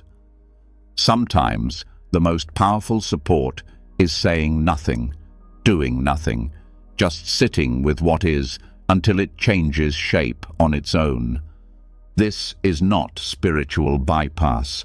This is spiritual strength, the willingness to be with the full range of life without trying to escape, the strength to sit in the fire without rushing to cool it, the discipline to trust that pain, when met with love and stillness, eventually softens. And now, having learned how to meet suffering with silence, we enter an even more mysterious teaching. One that speaks not just to the mind, but to time itself. Because in silence, time begins to shift. The future fades. The past loses its weight. And what remains is something eternal.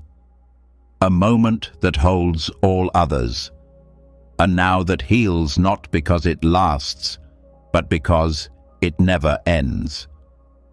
And when silence becomes strong enough to hold suffering without fear, when pain is no longer rushed or reshaped, but simply witnessed, the mind begins to soften even further. The stories weaken, the identity fades, and then something even deeper begins to dissolve. The clock. Not the ticking of seconds, but the internal pressure of time itself.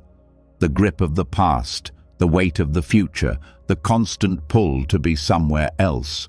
Silence begins to undo all of it. And in that undoing, something rare and healing unfolds, the direct experience of the eternal present. Buddhist practice speaks often about time, but not in hours or years. It points to how the mind creates time, how it holds on to the past and worries about the future. This creation is not neutral. It shapes suffering. It turns pain into identity and turns goals into pressure. The mind spends most of its energy not here but elsewhere, regretting what was, anticipating what might be, missing what is. Silence interrupts that loop, not with force, but with presence. When the mind quiets and the body becomes still, time begins to collapse, not disappear completely, but lose its grip. The past no longer repeats. The future no longer looms. Awareness begins to settle into what is actually here. This breath, this sound, this sensation, nothing more. This is not theory. It is something you can feel in your own practice. When you sit in silence long enough, there's a shift. Minutes blur. Expectations fade. The mind stops counting. You lose track of how long you've been sitting, not because you're distracted, but because attention is no longer moving forward or backward. It's resting fully in the now, and that now is different from the usual present. It is not a tiny sliver between what has been and what will be. It is a space that stretches, a depth that widens, a dimension of being that is not bound by before or after. The longer you stay in it, the more healing happens, because nothing is chasing you. Nothing is missing. Nothing is next. Stillness is the doorway to this kind of time. Not measured time, but living time. Timeless presence. A state where the heart stops racing ahead and the mind stops reviewing what cannot be changed. In this space, the nervous system calms because it no longer senses threat in the unseen. It no longer loops in unfinished stories. It no longer believes in the urgency of elsewhere.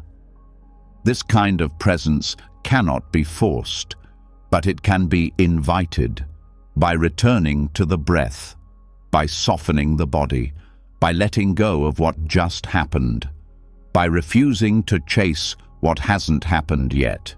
Each time you return, the present moment reveals itself again, not in words, but in silence, in the space where awareness meets life directly. Time is often the hidden cause of anxiety, the feeling of not having enough, the pressure to get somewhere, the guilt of not being where you thought you'd be. These are all time-based stories. Silence dissolves them by dissolving the storyteller. In stillness, those thoughts may arise, but they are not fed. They float and they vanish. Monastics train in this over years, learning how to stay rooted in the now even while moving through the day. It is not about ignoring the calendar, it's about living from presence, not pressure. Doing what's needed without being enslaved to a timeline that demands something else. They don't rush through now to get to later. They bring later into now, or they let it wait. This presence is possible in daily life too. You don't need a monastery to feel it. You only need to practice slowing down, sitting without a clock, eating without distraction, walking without destination, breathing without waiting for the next thing. These acts are not lazy, they are revolutionary. They reclaim the mind from time's illusion. The illusion of time is seductive because it feels like responsibility, planning, progress. But in truth, most of what the mind calls time is repetition of thought, and most of that thought is unnecessary. Silence breaks this pattern by becoming more real than the thoughts themselves. And when that happens, something shifts in how you experience life. You begin to feel time as movement, not measurement, as cycles, not lines. You notice how seasons rise and fall, how breath returns and returns, how the sun moves without being rushed. You become part of that rhythm, not by calculation, but by surrender. This is why Buddhist rituals emphasize repetition, bells, breathing, not because they are magical, but because they anchor the mind in rhythm, not in urgency. They train awareness to feel the shape of the moment, not the demand of the hour. And from that shape, clarity arises. You begin to know what to do, not because a plan tells you, but because presence shows you. This does not mean giving up structure. It means not being trapped by it. It means using time when needed, but never being owned by it. And in that freedom, rest becomes easier. Choices become clearer. Peace becomes available even in movement. You begin to walk more slowly. Not because you're lazy, but because you're aware. You begin to speak with more pauses. Not because you don't know what to say, but because you're not rushing to be understood. You begin to listen without waiting to respond. And in that stillness, connection deepens. Not just with others, but with yourself. This is where healing begins. Because the mind cannot heal when it is running forward or backward. It can only heal when it rests in the now. Silence makes that rest possible, not by solving the past, not by securing the future, but by opening fully to what is already here. The body breathes, the heart beats, the world turns. That is enough. And in this space, you begin to see clearly. The regrets that seemed heavy begin to fade. Not because they were resolved, but because they were no longer being repeated. The worries that once felt urgent begin to loosen. Not because the future changed, but because you stopped trying to control it. This clarity doesn't remove all difficulty, but it removes the extra weight.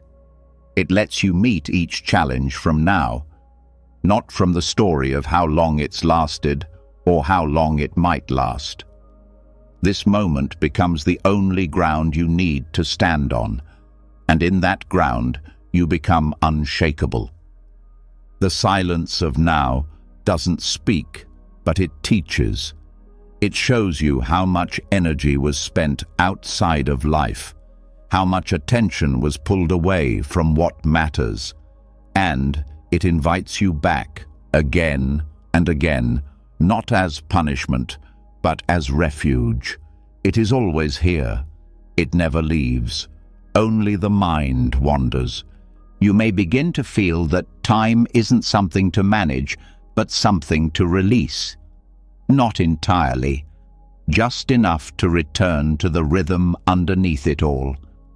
The timeless current that runs through every breath, every moment, every movement. When you live from that current, stress cannot hold you, regret cannot bind you, fear cannot find you. And when time dissolves, when the present becomes more than just a moment, when it becomes your natural state, you begin to feel something else shift beneath the surface, a kind of lightness, not just of thought, but of presence. Because now there's less noise inside you. And with that quiet, something unexpected happens. You become less noticeable to the noise around you. Not because you disappear, but because you stop radiating the tension that attracts it. This is what it means to become invisible, not in body, but in energy. A silence so clear it protects you without a wall. A presence so inward, chaos can't grip it. This is how monks preserve their life force, by withdrawing not from life, but from unnecessary entanglement.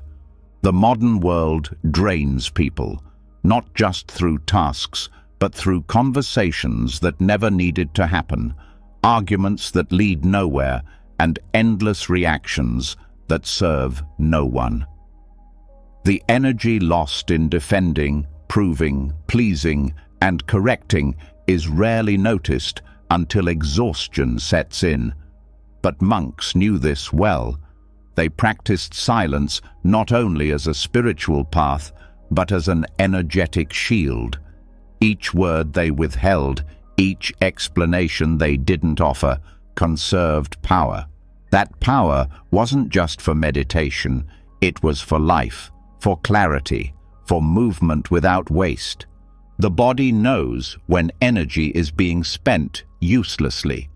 You feel it after interactions that left you empty, after sharing too much, after explaining what never needed to be said. This is karmic clutter, old patterns that pull you into reaction out of habit. Silence breaks those loops, not by running, but by removing the fuel. When speech is withdrawn intentionally, the hooks can't land, the bait isn't taken, and what might have turned into emotional chaos dissolves before it begins. Protecting your energy doesn't mean becoming cold. It means becoming selective. It means knowing that not every truth needs to be said, not every opinion needs to be shared, not every conflict needs your attention. Silence creates space between you and the world's demands. In that space, you choose, and choice is where power lives. Monastics often take vows of noble silence for this reason. In that vow, they are not forbidden to speak. They are freed from speaking unnecessarily. The mouth is no longer an automatic outlet for every impulse. The tongue becomes still. The eyes do more listening. The mind stops preparing responses, and the energy that was once spent managing perception is redirected inward. Strength returns. Focus sharpens. The body feels less fragmented. In daily life, this can be practiced in subtle ways, not replying to things that don't need a response. Letting silence stretch in a conversation rather than filling it with nervous words. Choosing presence over performance. Speaking only when words serve peace, not ego. These choices are not antisocial, they are mature. They protect the sacred rhythm of your attention. Every time you explain yourself unnecessarily, You offer a piece of energy that may not return. Every time you defend a position that doesn't need defending, you give away more than words. You give away peace. Silence says, I will not argue for my existence. I will not justify my stillness. I will not trade my calm for approval.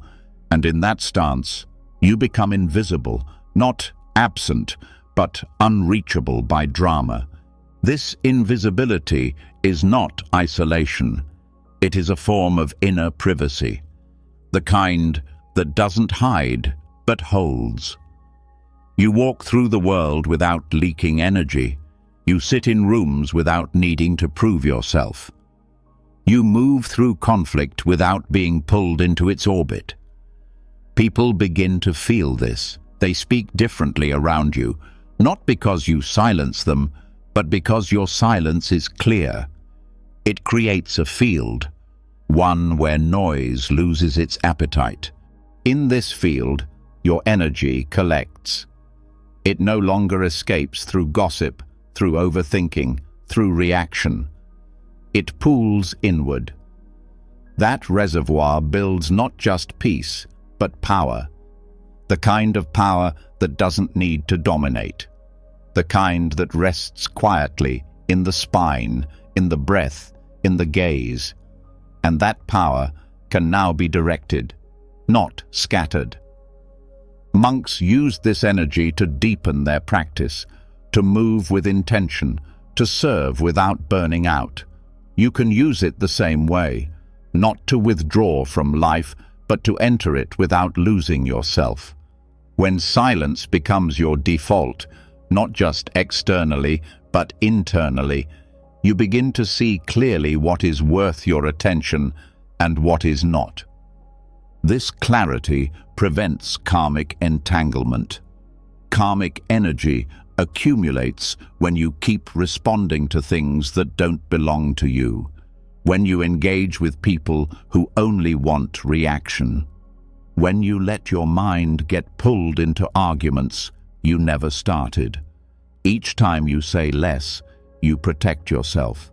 Each time you do not speak from impulse, you return to your center. And from that center, life becomes simpler, not easier, but more aligned. You start to act only when needed, speak only when true, rest when tired, move when called. There's no more noise between you and your knowing. That knowing is silent, and the more you trust it, the less you need outside noise to validate it. This is not about shrinking. It's about refining. You don't lose expression, you gain precision. You don't shut down feeling, you learn which feelings belong to you. You stop broadcasting your thoughts to be understood. Instead, you let your presence speak. Let your calm make the loudest statement in the room. People may not always understand this silence. Some may misread it. That's okay. The practice is not about being liked, it's about being whole. And once wholeness becomes your home, misunderstanding can't reach it. You stop translating yourself for people who aren't listening. You stop proving your worth in conversations that cannot see it. You stop offering explanations that only drain you. You carry silence like a cloak, not to hide, but to protect. You walk through crowds untouched, not because you're absent, but because your presence is no longer scattered. Your energy stays with you, and that presence begins to nourish you, even in noise. You don't need the world to be quiet for you to stay calm. You've made calm your default setting, your true resting place. And from that place, you offer others something rare. Not your performance, not your opinion, not your energy, but your grounded presence. You become the person others feel safe around without knowing why. You become the quiet one whose energy speaks louder than words ever could. You become the anchor in rooms filled with wind. This is the gift of becoming invisible. Not to disappear, but to remain whole in a world that pulls in every direction. Not to avoid life, but to meet it without losing your rhythm. Not to reject people, but to stop giving them what they never needed to know.